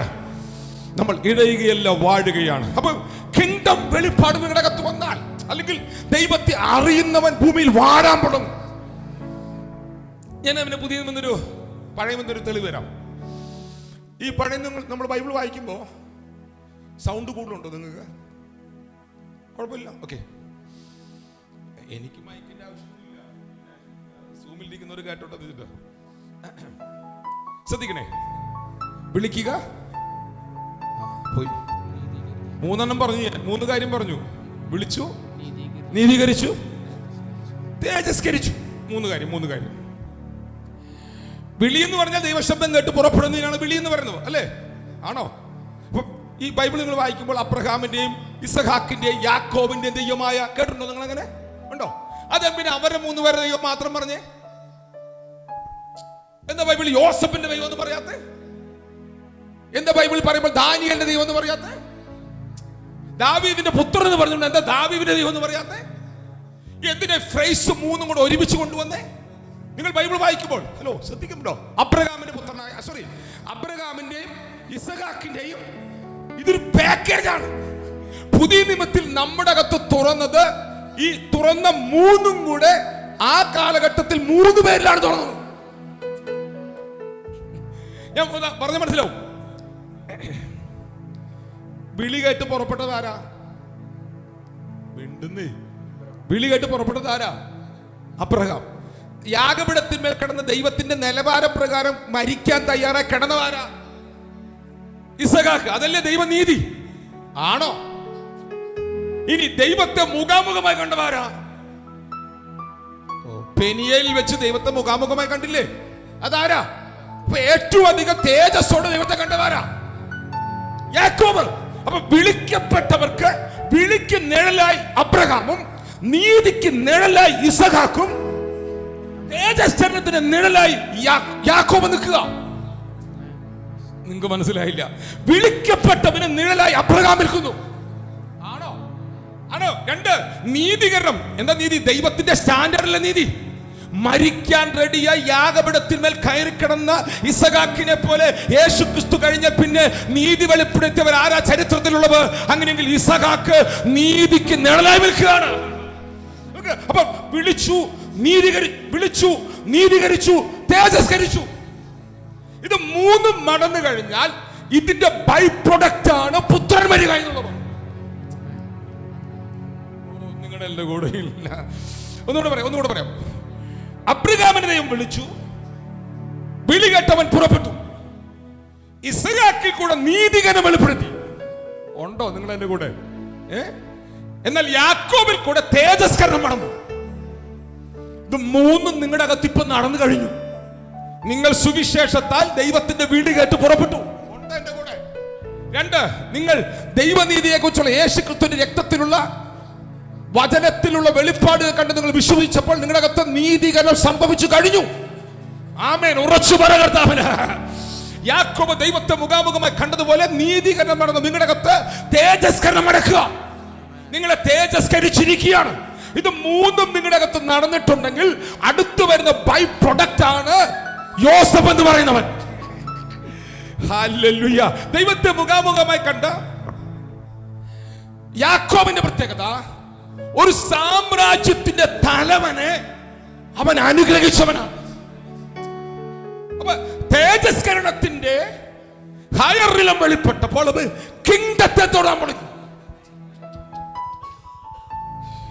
ഞാൻ പറഞ്ഞ ആശയം മനസ്സിലായോ? വിളിച്ചു, നീതീകരിച്ചു, തേജസ്കരിച്ചു. അപ്പൊ തേജസ്കരണത്തിന്റെ ഹയറിലും കണ്ട ആരാണ്? യാക്കോബല്ലേ. അബ്രഹാമിന്റെ കാലത്ത് അബീമേലെക്കിന്റെ കൊട്ടാരത്തിൽ പോയിട്ടുണ്ടെങ്കിലും ഒരു കിങ്ഡത്തെ അങ്ങനെ തന്നെ അനുഗ്രഹിക്കാൻ രാജാവ് തലകുനിച്ചു നിൽക്കുന്ന ഫറവോൻ എന്ന് പറയുന്ന ഒരു സാമ്രാജ്യത്തിന്റെ ഫലവൻ. ഇന്നത്തെ അമേരിക്കയുടെ ഒരു 4-5 ഇരട്ടി ശക്തി ഉണ്ടായിരുന്നെങ്കിൽ ആ അമേരിക്ക എന്ന് പറഞ്ഞ സാമ്രാജ്യത്തിന് എന്ത് പവർ ഉണ്ടാകുമായിരുന്നു. അത്ര കരുത്തോടെ നിൽക്കുന്ന ലോക സാമ്രാജ്യത്തിന്റെ തലവനായ ഫറവോനുണ്ട്. ഒരു മനുഷ്യന്റെ മുമ്പിൽ തലകുമ്പിട്ട് നിൽക്കുകയാണ്. കാരണം മറ്റൊന്നുമല്ല, ഇവൻ പെനിയേലിന്റെ തീരത്തെ ദൈവത്തെ കണ്ടവനാണ്. നീ ദൈവത്തെ മുഖാമുഖമായി കാണുമ്പോൾ രാജാക്കന്മാരുടെ തലമിന്റെ മുമ്പിൽ കുനിയാൻ തുടങ്ങോ. അവൻ ഉറച്ചാമ്യം പറയാമെങ്കിൽ പറഞ്ഞു കർത്താവിന്. ഞാനിത് വചന പ്രസംഗമല്ല പറയുന്നത്, ഇതിനകത്തൂടെ ദൂതുകൾ കൈമാറുകയാണ്. കിങ്ഡങ്ങൾ തലകുനിക്കാൻ പോവുകയാണ്. രാജാക്കന്മാർ തലകുനിക്കാൻ. ഓ റഭാന ഹർഷസ്കനാദിനാഭന. അബിന്റെ കഴിവിന്റെ മുമ്പിലല്ല, അബിന്റെ പ്രാപ്തിയുടെ മുമ്പിലല്ല, അബിന്റെ പണത്തിന്റെ മുമ്പിലല്ല, അബിന്റെ പഠനത്തിന് മുമ്പിലല്ല. പെനിയേലിന്റെ തീരത്ത് നീ അനുഭവിച്ച വേദനയിൽ നീ ദൈവത്തെ കണ്ടില്ലേ? ഒന്ന് നന്ദി പറഞ്ഞ ദൈവത്തിന്, ഒന്ന് നന്ദി പറഞ്ഞ ദൈവത്തിന്. എതിരായി വരുന്ന പ്രതികൂലങ്ങൾ ദൈവത്തെ കാണാനുള്ള വഴികളാണ്. എത്ര പേർക്ക് രാവിലെ നന്ദി പറയാൻ പറ്റുന്നുണ്ട്? ആ കരങ്ങൾ തട്ടി ഒന്ന് നന്ദി പറഞ്ഞു. സൂമിനകത്തിരിക്കുന്നവർ, യൂട്യൂബിലൂടെ കാണുന്നവർ, ഇന്ന് രാവിലെ നിങ്ങളുടെ ഭവനങ്ങളിൽ കരങ്ങൾ തട്ടി ദൈവത്തിന് നന്ദി പറയുക. ജീവിതത്തിൽ ഉയർന്നു വരുന്ന പ്രതികൂലങ്ങൾ, ജീവിതത്തിൽ ഉയർന്നു വരുന്ന വേദനകൾ, ജീവിതത്തിൽ ഉയർന്നു വരുന്ന വെല്ലുവിളികൾ ഇനി അവസാനിപ്പിക്കാനല്ല, നിനക്ക് കൊട്ടാരത്തിലേക്കുള്ള വാതിൽ തുറക്കാനാണ്. Hallelujah, hallelujah. ഞാനിത് പറയുമ്പോൾ ആവേശം കൊണ്ടു. കാരണം ഇത് പഠനമല്ല, ദൈവന്റെ അകത്ത് വന്ന വെളിപ്പാടാണ്. യാക്കോബ്, നമ്മൾ അതാ പറഞ്ഞ് നിർത്തിയത് നമ്മുടെ കമ്മ്യൂണിറ്റി ഹാളിൽ വെച്ച്. യാക്കോബ് തനിക്കുണ്ടായിരുന്നതിന് മൊത്തം അക്കരെ കടത്തി. താൻ ഒറ്റയ്ക്ക് ഇക്കരെ വന്നിരിക്കുക. അവനറിയാം ചേട്ടൻ വരുന്നത് എന്തിനാന്ന് അറിയല. ചിലപ്പോ തലയെടുക്കാനായിരിക്കാം. പക്ഷേ ലൂസിൽ ഇറങ്ങി വന്ന ദൈവത്തെ എനിക്കറിയാം. ആ ദൈവം എൻ്റെ കൂടെ ഉണ്ട്. അവൻ ഒറ്റയ്ക്ക് പ്രാർത്ഥിക്കാനിരുന്നപ്പോൾ പ്രതികൂലങ്ങളെ പ്രാർത്ഥനാമുറിയാക്കിയ യാക്കോബ്, പ്രതികൂലങ്ങളെ ദൈവമായുള്ള ബന്ധത്താൽ വീണ്ടും പണിത യാക്കോബ്. എല്ലാവരും കൂടെ പിന്നെ അവസാനിപ്പിക്കാൻ വരുമ്പോൾ അതിന്റെ നടുവിൽ ദൈവത്തെ മുഖാമുഖമായി കാണാനുള്ള മേഖല ഒരുക്കുന്നവയോ. ലോകം മുഴുവൻ നിന്നെ ചതിക്കുമ്പോൾ ആ ചതിയുടെ നടുവിലോ ദൈവം ഇറങ്ങി വരുന്നവനാണ്. അപ്പൊ ഈ ചേട്ടൻ വന്ന വരവല്ലേ യാക്കോബിന് ദൈവത്തെ മുഖാമുഖമായി കാണിച്ചേ? ആണോ? അതുകൊണ്ടല്ലേ ഇവൻ തേജസ്സിന്റെ രാജാവിനെ കണ്ടേ? ആണോ? അതുകൊണ്ടല്ലേ ഇവന്റെ മേൽ തേജസ്കരണം വെളിപ്പെട്ടത്? അതുകൊണ്ടല്ലേ ഒരു ഭൂഖണ്ഡത്തെ അനുഗ്രഹിക്കാനുള്ള അനുഗ്രഹത്തിന്റെ റിലം അവന്റെ മേൽ തുറന്നത്? അപ്പൊ എന്റെ ചോദ്യം, അപ്പൊ ഏശാവ് വന്നത് നന്നായോ അതോ അബദ്ധമായി പോയോ? ഏശാവ് വരുന്ന കണ്ടപ്പോൾ അത് ഭയമായി മാറി. ചരിത്രത്തിലൂടെ മടന്നു പോകുന്ന യാക്കോബ് ഒടുവിൽ പറയും, ഫറവോന്റെ കൊട്ടാരത്തിൽ ഫറവോനെ അനുഗ്രഹിക്കാൻ നിൽക്കുന്ന യാക്കോബ് പറയും, അന്ന് ഏശാവ് വന്നത് നന്നായി. പറഞ്ഞു വന്നേ, നിങ്ങളുടെ ജീവിതത്തിൽ സംഭവിച്ച സകലതും നന്നായി എന്ന് പറ. ദൈവം അറിയാത്ത ഒന്നും നിങ്ങളുടെ ജീവിതത്തിൽ വന്നിട്ടില്ല. അതുകൊണ്ട് പൗലോസ് പറഞ്ഞു, ദൈവത്തെ സ്നേഹിക്കുന്നവർക്ക് നിർണയപ്രകാരം മിണ്ടുന്നില്ല. നിങ്ങൾ നിർണയപ്രകാരം വിളിക്കപ്പെട്ടവർക്ക് സകലതും. അപ്പൊ ഏശാവ് വന്നാലും, ഹലോ, അത് അബീമേലെക്ക് വന്നാലും, അത് ആര് വന്നാലും, വീട്ടിൽ എന്ത് നടന്നാലും, നാട്ടിൽ എന്ത് നടന്നാലും എല്ലാം എനിക്ക് നന്മയായി മാറുകയാണ്. ഇനി നിങ്ങൾ ശ്രദ്ധിച്ചേ. അപ്പം വിളിക്കപ്പെട്ട അബ്രഹാം, നീതീകരിക്കപ്പെട്ട ഇസഹാക്ക്, തേജസ്കരിക്കപ്പെട്ട യാക്കോബ്. വിളിക്കപ്പെട്ടവൻ വാഗ്ദത്ത നാട്ടിലേക്ക് യാത്ര തിരിക്കും. നീതീകരിക്കപ്പെട്ടവൻ ഏത് ക്ഷാമത്തിന്റെ നടുവിലും അവൻ വിതയ്ക്കും, അവൻ 100 മേനി കൊയ്യും. നിങ്ങൾ എന്റെ കൂടെ ഉണ്ടോ? അപ്പൊ നീതീകരണം നിങ്ങളുടെ പ്രൊവിഷനുകളുമായി ബന്ധപ്പെടുകയാണ്. പാപമാണ് പ്രൊവിഷനുകളെ അടച്ചത്. നീതി നിങ്ങളുടെ പ്രൊവിഷന്, ദൈവിക പ്രൊവിഷനുകളെ തുറക്കും. നിങ്ങളുടെ അധ്വാനത്താൽ അല്ലാതെ നിങ്ങൾ ജീവിക്കാൻ പറ്റുമോ? അധ്വാനിച്ചിട്ട് ജീവിക്കാൻ പറ്റുന്നില്ല. യാക്കോബ്, ഇസഹാക്ക് പറയും, ഞാൻ ജീവിക്കുന്നത് അധ്വാനത്താലല്ല, ഞാൻ ജീവിക്കുന്നത് വെളിപ്പാടിനാലാണ്. ഞാൻ അധ്വാനിക്കുന്നില്ല, ഉണ്ടെന്ന് ഞാൻ ചെയ്ത പോലെ ആരാ ചെയ്തിട്ടുള്ളേ? പക്ഷെ എന്റെ ജീവിതം അധ്വാനത്തിലല്ല, എന്റെ ജീവിതം വെളിപ്പാടിനാലാണ്. വെളിപ്പാടുള്ളവൻ പ്രൊവിഷനിൽ ജീവിക്കുന്ന, അതിന് നാമ്യം പറയാമോ? വെളിപ്പാടുള്ളവൻ, നീതീകരണത്തിന്റെ വെളിപ്പാടുള്ളവൻ, ദൈവിക പ്രൊവിഷനെ കുറിച്ച് വെളിപ്പാടുള്ളവൻ, അവൻ ജീവിക്കുന്നത് ഇനി അവൻ ജീവിക്കുന്ന ദൈവിക പ്രൊവിഷനിലാണ്. പ്രൊവിഷനുകൾ തുറക്കൂ. ഇന്നലെ എനിക്ക് എനിക്കൊരു മെസ്സേജ് വന്നേ, ഞാനത് പറയാം. ഈ യെശയ്യാവിന്റെ പുസ്തകം 60-ാം അധ്യായത്തിലാണ് എഴുന്നേറ്റ് പ്രകാശിക്കുക, നിന്റെ പ്രകാശം വന്നിരിക്കുന്നു, ദൈവത്തിന്റെ തേജസ് നിന്റെ മേൽ വന്നിരിക്കുന്ന ഒരു വാക്യമുണ്ടോ?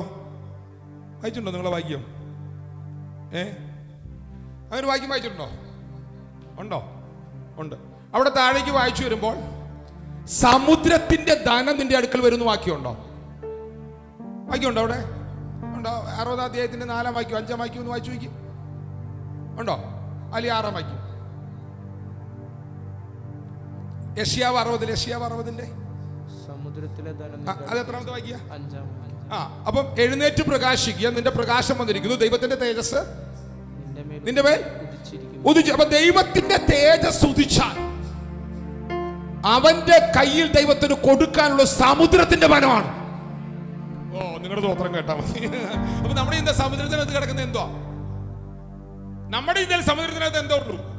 മീനെ ഉള്ളുന്ന. എന്തോ അല്ല, ഏറ്റവും കൂടിയ നമ്മുടെ അകത്തുള്ള ചിന്ത എന്താ? സമുദ്രത്തിനകത്ത് എന്തുണ്ട്? പത്രോസ് മീനിട്ട് വല വീശി, അല്ല എന്താ പറയും, ചൂണ്ടയിട്ടപ്പം ചതുരത്തിനുമ്പോ പണം കുത്തി ടാക്സ് അടയ്ക്കാനുള്ള പൈസ അവിടെ കിട്ടും. ഇതിനപ്പുറത്ത് നമ്മുടെ അകത്ത് ചിന്തയില്ല. എനിക്ക് ഇന്നലെ ജാക്സൺ എനിക്കൊരു മെസ്സേജ് അയച്ചു തന്നെ. സമുദ്രത്തിലുള്ളത് 20 ദശലക്ഷം ടൺ സ്വർണ്ണമാണ്. ഹലോ, കേട്ടോ നിങ്ങള്? സമുദ്രത്തിലുള്ളത് ഞാൻ വേണേ അയച്ചു തരാം നിങ്ങൾക്ക്. അത് മനോരമ ഓൺലൈൻ്റെ ന്യൂസിനകത്ത് കിടക്കുന്നതാണ്. സമുദ്രത്തിലുള്ളത് 20 ടൺ. 20 ദശലക്ഷം. 20 ദശലക്ഷം എന്ന് പറഞ്ഞു കഴിഞ്ഞാൽ 10 ലക്ഷം. 10 ലക്ഷം. ദശലക്ഷം എന്ന് പറഞ്ഞാൽ 10. 20 ദശലക്ഷം എന്ന് പറഞ്ഞാൽ 20 × 10. 20 × 10 ദശലക്ഷം ടൺ. ടണ്ണ്, ഗ്രാമല്ല, പവനല്ല, ടൺ സ്വർണ്ണം എവിടെയുണ്ട്? നമ്മൾ ആരെങ്കിലും അവന് ആമ്യം പറയൂ? കർത്താവ് ഇതൊന്നും വേണ്ട, എങ്ങനെയും ഇപ്പോഴത്തെ പ്രശ്നം ചെയ്താൽ മതി.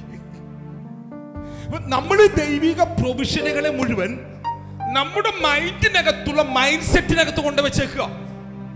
നമുക്ക് എന്ത് ചെയ്താൽ മതി? വലിയ കുഴപ്പമൊന്നുമില്ല, അല്ല മനുഷ്യ, നമുക്ക് തൽക്കാലം നല്ലൊരു വീട് കിട്ടണം, വലിയ കുഴപ്പം. ഞാൻ പൊതുവിലുള്ള ആൾക്കാരുടെ കാര്യം പറയാം. കുഴപ്പമില്ലാത്തൊരു വാഹനം ഉണ്ടോ നിങ്ങൾ എൻ്റെ കൂടെ? വലിയ ജോലി, നമുക്ക് വലിയ സുഖകരമായ, സിസ്റ്റർ പറഞ്ഞ പോലെ എന്നും ജോലിക്ക് പോകാതെ വീട്ടിൽ നിന്ന് ചെയ്യാൻ പറ്റിയൊരു ജോലി. ഇങ്ങനെ നമ്മുടെ ചിന്തകൾ നമ്മൾ എവിടെ കൊണ്ട് വെച്ചേക്കുക?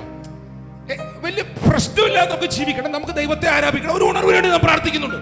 പക്ഷെ ദൈവത്തിന്റെ പ്രൊവിഷൻ തുറക്കാൻ തുടങ്ങിയാൽ നമുക്ക് ഒരിക്കലും അളക്കാൻ കഴിയാത്തതാണ് തുറക്കാൻ പോകുന്നത്.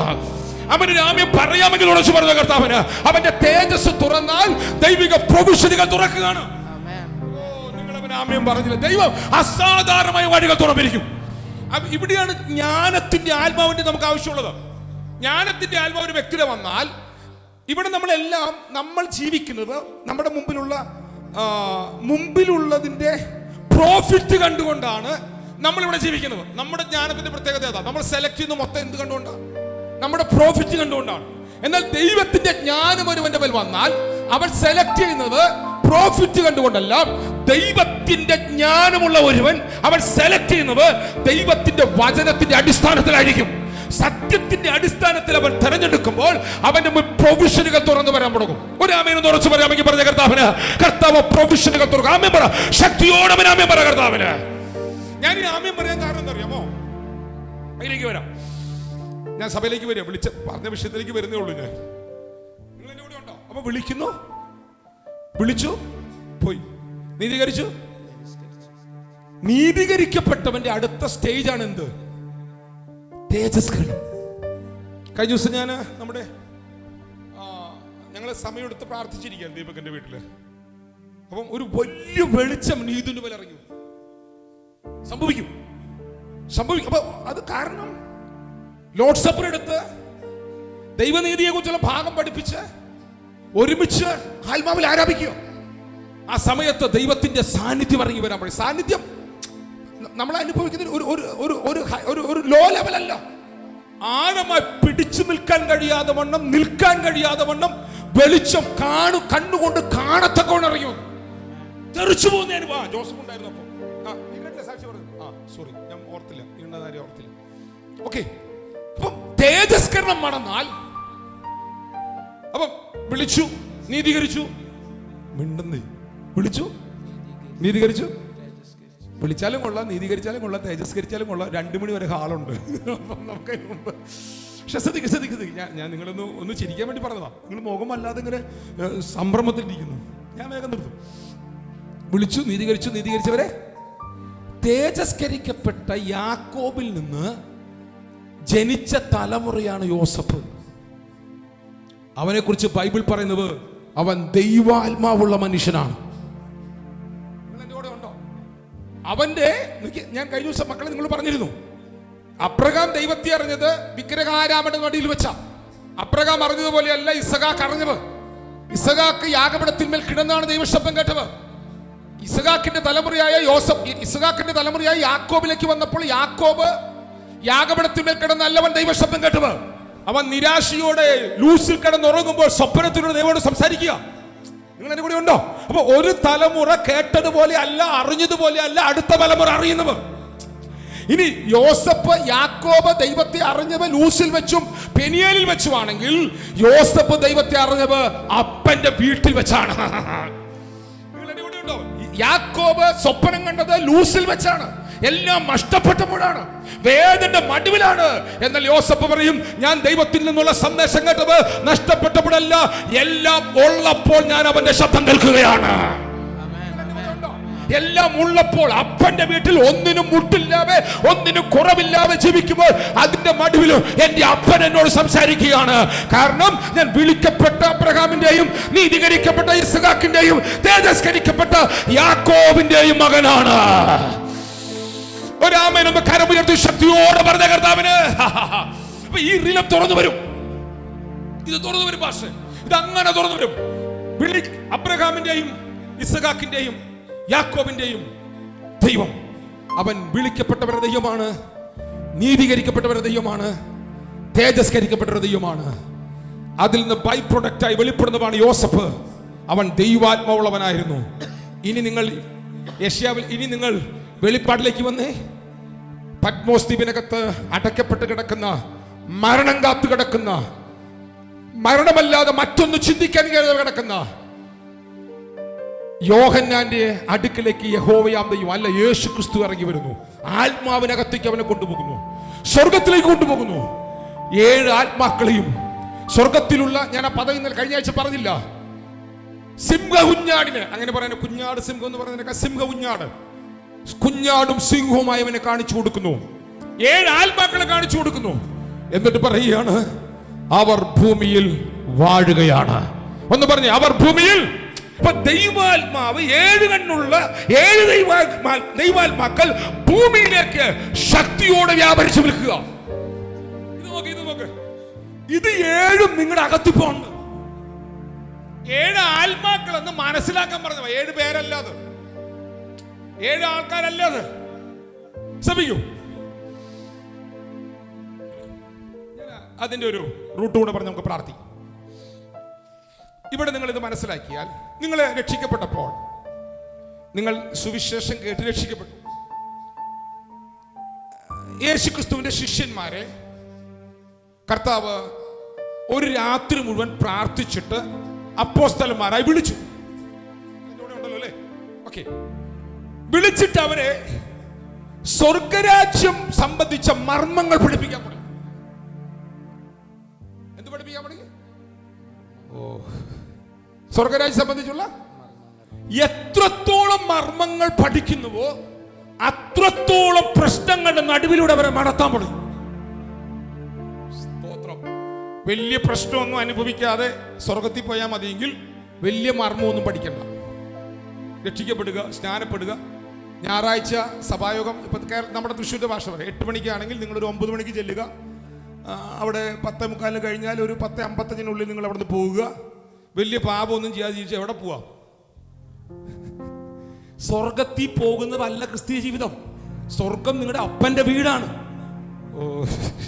ക്രിസ്തീയ ജീവിതം നിങ്ങൾ ആരുടെ മകനാണെന്ന് ഇവിടെ തെളിയിക്കുന്നതാണ്. അവന്റെ വചനത്തിന്റെ വെളിപ്പാടുകളും അവന്റെ ജീവനും അവന്റെ മഹത്വവും അവനെ നിങ്ങളിലൂടെ വെളിപ്പെടുത്തുന്നതാണ് ക്രിസ്തീയ ജീവിതം. അത് തുറന്നു വരും. അത് തുറക്കണമെങ്കിൽ നിങ്ങൾക്ക് അവനെ കുറിച്ചുള്ള വെളിപ്പാട് കിട്ടണം. അപ്പൊ ഇവര് സ്വർഗരാജ്യ മിസ്റ്ററികൾ പഠിപ്പിക്കാൻ തുടങ്ങി. സ്വർഗരാജ്യ മിസ്റ്ററികൾ പഠിപ്പിക്കാൻ തുടങ്ങി. എണ്ണൊക്കെ ഞാൻ മറന്നുപോയി. മത്തായി 13 എനിക്ക് തോന്നുന്നു 9 ഉപമകളാന്ന് തോന്നുന്നു.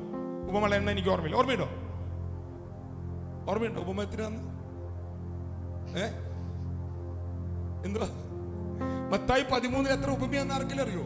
പോട്ടെ, എന്റെ ഓർമ്മയിൽ 9 നോക്കണ്ട സാരമില്ല, പോട്ടെ. ഈ 9 ഉപമകൾ പ്രസ്താവിച്ച കർത്താവ് ഇവരെ പല ശോധനകളുടെ മടിയിലൂടെ നടത്തുക, പല അവസ്ഥകളുടെ മടിയിലൂടെ നടത്തുക. മതപരമായ പ്രശ്നം, രാഷ്ട്രീയ പ്രശ്നം, കാട്ടിലെ പ്രശ്നം, നാട്ടിലെ പ്രശ്നം, കടലിലെ പ്രശ്നം, സകല പ്രശ്നത്തിന്റെ ഇടയിൽ കൂടെ നടത്തുക. എന്തിനാണെന്നറിയൂ? ഇവരകത്തേക്ക് യേശു ക്രിസ്തു ആരാണെന്നുള്ള വെളിപ്പാട് കൊടുക്കുക. ശരിക്കും പഠിച്ചാൽ കാണാം.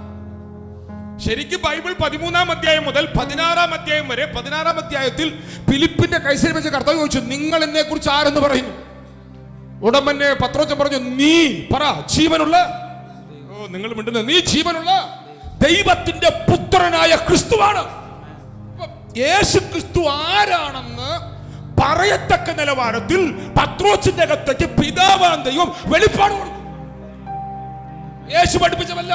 കർത്താവ് പറഞ്ഞു, ബർയോനെ പറഞ്ഞേ, ബാക്കി അറിയാവുന്നവർ പറഞ്ഞേ, ജഡരക്തങ്ങളല്ല, പറഞ്ഞു സ്വർഗസ്ഥനായ എന്റെ പിതാവത്രേ നിനക്കിത് വെളിപ്പെടുത്തിയത്. പിതാവ് ഇത് വെളിപ്പെടുത്തി കൊടുക്കാനല്ലേ ഈ അവസ്ഥകളുടെ മടിവിലൂടെ നടത്തിയവർ. എവിടെ വെച്ചാണ് പത്രോസിന് യേശു ക്രിസ്തു ജീവനുള്ള ദൈവത്തിന്റെ പുത്രനാമ വെളിപ്പാട് കിട്ടിയത്? ഒന്ന് പറഞ്ഞേ, വേഗം പറഞ്ഞേ. യേശു ക്രിസ്തു ജീവനുള്ള ദൈവത്തിന്റെ പുത്രനാണെന്നുള്ള വെളിപ്പാട് പത്രോസിന് കിട്ടിയത് എവിടെ വെച്ചാ? പറഞ്ഞത് ഫിലിപ്പിന്റെ കൈസരെ വെച്ച്. കിട്ടിയത് എവിടെ വെച്ചാ? ഇവരെവിടെയെങ്കിലും വെച്ച് പറഞ്ഞിട്ടുണ്ടോ അങ്ങനെ? പറഞ്ഞോ? ശരിയാ. ബോട്ടിൽ വെച്ച് കർത്താവ് ശിഷ്യന്മാരെ അക്കരയ്ക്ക് അയച്ച ബോട്ട് 4-5 നാഴിക ദൂരത്തി ഒന്ന് വട്ടം കറങ്ങാൻ തുടങ്ങി. കാറ്റടിച്ചു, കടലടിച്ചു, കടലിളകി, തിരമാല ഇളകി. ഇപ്പോ മുങ്ങുമെന്ന് തോന്നുമാറ് വെള്ളമകത്ത് കയറി മുങ്ങാൻ തുടങ്ങുന്ന ബോട്ടിന്റെ അകത്ത് കിടന്ന് നിലവിളിക്കുന്ന ശിഷ്യന്മാരുടെ അടുക്കലേക്ക് പർവ്വതത്തിന് മുകളിൽ പ്രാർത്ഥിച്ചുകൊണ്ടിരുന്ന നമ്മുടെ കർത്താവ് കാൽപാദം എടുത്തു വെച്ച് ഇറങ്ങി വന്നു. പഠിപ്പിച്ച് ബൈബിൾ സ്കൂൾ പഠിപ്പിച്ച് ഒറ്റ കാലെടുത്ത് വെച്ച് ഇറങ്ങി വന്നേ. 4-5 മൈൽ ദൂരത്തേക്ക് ഗലീല പർവ്വതത്തിന് മുകളിൽ ഒറ്റക്കാലെടുത്ത് വെച്ച് ഇറങ്ങി വന്നെന്നുള്ള വാക്കാണ് അവിടെ എഴുതിയിരിക്കുന്നത്. അത്രേ. സ്തോത്രം. നിന്റെ കറക്കങ്ങളുടെ നടുവിൽ ഒരു സെക്കൻഡ് വൈകിയാൽ നീ മുങ്ങുമെന്നുണ്ടെങ്കിൽ അവൻ വെളിപ്പെടുവാൻ കഴിയുന്ന മഹത്വത്തിന്റെ ആഴത്തോടെ അവൻ വെളിപ്പെട്ടു വരുന്നവനാണ്. അവന്റെ അമാനുഷികത തുറക്കുന്നവനാണ് അവൻ. പറയാൻ പറ്റില്ല, ഉറച്ചു പറഞ്ഞ കർത്താവിന് അവൻ അമാനുഷിക റില തുറന്നു വരുമെന്ന്. കർത്താവിന് ഞാൻ ആശിക്ക് മനസ്സിലായോ? 4-5 മൈൽ ദൂരത്ത്. അപ്പൊ 5 മൈൽ ദൂരം, 5 മൈൽ എന്ന് പറഞ്ഞാൽ 5 × 1.6 കിലോമീറ്റർ. നാട്ടിലെ കണക്ക് 6-5 30, 8 കിലോമീറ്റർ ദൂരോ യേശു ഒരു കാല് വെച്ച അത് എന്നാ കാലടപ്പ അത് ഈ 4-5 മൈൽ ദൂരം അളക്കുന്നത് കടലിൽ നിന്നാ, കടൽ തീരത്തു നിന്നാ. കർത്താവ് ഇരിക്കുന്ന പർവ്വതത്തിന് മുകളിൽ നിന്നാ. അപ്പൊ അവിടെ നിന്ന് അങ്ങോട്ട് കാല് വെക്കണമെങ്കിൽ ദൈവമാണ് എന്നെ വിളിച്ചതെങ്കിൽ, ദൈവമാണ് എന്നെ പറഞ്ഞു വെച്ചെങ്കിൽ, നീ ഒരു കറക്കത്തിന്റെ നടുവിലായാൽ അവന്റെ നടുവിലേക്ക് അവൻ ഇറങ്ങി വന്നിരിക്കും. ശബ്ദം ഉയർത്തിവൻ ആമേൻ പറ കർത്താവിന്. ഇത് പറയുമ്പോൾ തന്നെ അവസ്ഥകളെ പൊളിക്കുന്ന ദൈവശക്തി തുറക്കുകയാ. നീ വെയിറ്റ് ചെയ്യ്, ദൈവം നിനക്ക് വേണ്ടി പ്രവർത്തിക്കും. നീ റെസ്റ്റിൽ നിൽക്ക്, ദൈവം നിനക്ക് വേണ്ടി പ്രവർത്തിക്കും. അവൻ ഇറങ്ങി വരുന്നവനാണ്. ഞാനത് പലവട്ടം പറഞ്ഞിട്ടുള്ളതാണ്. ഞാനതുകൊണ്ട് ഭാഗത്തേക്ക് അവിടെ നിൽക്കുന്നില്ല, ഞാൻ തിരിച്ചു വരിക. അപ്പൊ അമ്മയുടെ പത്രോസൻ പറഞ്ഞു, കർത്താവ് പറഞ്ഞു ഇറങ്ങി വരാൻ പറഞ്ഞു. ഇറങ്ങി വന്നു, വെള്ളത്തിൽ മുങ്ങി. കർത്താവിന് പത്രോസിന്റെ കയ്യെ പിടിച്ച് പൊക്കി, പടകി വന്ന് കയറി. ഇതൊക്കെ നമുക്കറിയാം. വന്ന് കയറിയ ശേഷം യേശുവും പത്രോസും കൂടെ പടകി കയറിയ ഉടനെ അവർ ചെയ്ത കാര്യമാണ്, നീ ദൈവപുത്രൻ സത്യമെന്ന് പറഞ്ഞ് പടകിൽ വെച്ച് ആരാധിച്ചു. ഇതുവരെ കറങ്ങിയ പടക്, ഇതുവരെ മുങ്ങാൻ പോയ പടക്, വെളിപ്പാടിന്റെ ഒരു ആരാധന നടന്നപ്പോ കഴിഞ്ഞ 9 പരം മണിക്കൂറുകളായിട്ട് കടലിൽ വട്ടം കറങ്ങിയ പടക് ഒരൊറ്റ സെക്കൻഡ് കൊണ്ട് അക്കരെ എത്തുകയാണ്. ദൈവപുത്രനാണ് അവൻ എന്നുള്ള വെളിപ്പാട് നടക്കുന്ന ആരാധനയ്ക്ക് പ്രകൃതി ശക്തികളെ അതിജീവിക്കാൻ കരുത്തുണ്ടോ? പ്രകൃതി നിയമങ്ങളെ അതിജീവിക്കാൻ കരുത്തുണ്ടോ? ഓ, വെളിപ്പാടിൽ നാം ഇവിടെ ആരാധിക്കുന്ന ആരാധനയ്ക്ക് ശക്തി ഉണ്ടോന്ന് ഉണ്ടെന്നേ. കാലഘട്ടങ്ങൾ പിശാച് ചോർത്തുമ്പോൾ ഇളകുന്ന കടലും കറങ്ങുന്ന പടകും അടിക്കുന്ന കാറ്റും നിന്റെ അധ്വാനത്തെ, നിന്റെ ലക്ഷ്യത്തെ തകർക്കുമ്പോൾ വെളിപ്പാടിൽ വരുന്ന ആരാധന നിന്നെ സെക്കൻഡുകൾ കൊണ്ട് ലക്ഷ്യത്തിലെത്തിക്കുക. ഞാൻ അവനൊന്നുകൂടെ ഞാൻ തിരിച്ചിങ്ങനെ പറയും. ഇത് പഴയൊരു മെസ്സേജാണ്. ഞാൻ അങ്ങോട്ട് പോവുക, അറിയാതെ എന്തോ അങ്ങോട്ട് പോകുന്നു എൻ്റെ അകത്ത്. ഞാൻ ഇങ്ങനെ പറയും, എന്തിന്റെ നടുവിൽ കിടന്നാണോ ഇവർ കറങ്ങിയത്? എന്താണോ ഇവരെ കറക്കിയത്? വെളിപ്പാട് വന്നപ്പോൾ കറങ്ങിയതിന്റെ മുകളിലൂടെ അവർ പറക്കുകയാണ്. വെളിപ്പാടില്ലാത്തവൻ കറങ്ങും, വെളിപ്പാടുള്ളവൻ പറക്കും. പറഞ്ഞ് വെളിപ്പാടില്ലാത്തവൻ കടലിൽ കിടന്ന് കറങ്ങും, വെളിപ്പാടുള്ളവൻ കടലിന്റെ മുകളിലൂടെ പറന്നിരിക്കും. ഫ്രൈസ് കിട്ടിയോ? വെളിപ്പാടില്ലാത്തവൻ കടലിൽ കിടന്ന് കറങ്ങും, വെളിപ്പാടുള്ളവൻ കടലിന്റെ മുകളിലൂടെ പറക്കും. നോക്കൂ, കുറെ ഭാഗത്തേക്ക് പോയില്ലേ? സാരമില്ല. സിസ്റ്റർ പരിഭാഷകനോട് ചോദിച്ചു, ഇന്ന് ഏത് വിഷയം പ്രസംഗിക്കുന്നതെന്ന്. ഞാൻ പറഞ്ഞു, ബൈബിൾ തുറന്നു നോക്കിയിട്ടില്ല. ഇവിടെ വന്നിരുന്ന ഞാൻ ചില വാക്യങ്ങൾ എഴുതി വെച്ചത്. ഓക്കെ, ഞാനൊന്ന് പറഞ്ഞ് കൺക്ലൂഡ് ചെയ്യാം. ശ്രദ്ധിക്കൂ. അപ്പം കടലിന്റെ നടുവി വെച്ചാണ് യേശുക്രിസ്തു ദൈവപുത്രൻ എന്നുള്ള വെളിപ്പാട് ആർക്ക് കിട്ടുന്നത്? അപ്പൊ എന്തിനാ കടല് തന്നെ? എന്തിനാ കടലിൽ കൂടെ പറഞ്ഞു വിട്ടേ? പറയുന്നേ, എന്തിനാണ് കടലിൽ കൂടെ അക്കരയ്ക്ക് പറഞ്ഞു വിട്ടേ? ഈ ഒരു വെളിപ്പാട് കൊടുക്കാനല്ലേ? ആണോ? അപ്പൊ ഈ കടലിൽ കൂടെ പോയില്ലായിരുന്നെങ്കിൽ നിന്നെ എന്തിൽ കൂടെ കടത്തി വിട്ടാലാണ് നിന്നിലേക്ക് വെളിപ്പാടുകൾ തുറക്കാൻ കഴിയുക എന്നറിയുന്ന ദൈവം. ഒന്നാമത് ഈ അപ്പനിലൊന്ന് വിശ്വസിക്കും. നന്മയല്ലാത്തതൊന്നും അവൻ ചെയ്യുകയില്ല. ഇനി അങ്ങനെ ഫിലിപ്പിന്റെ കൈസരവ് നിൽക്കുക കേട്ടോ.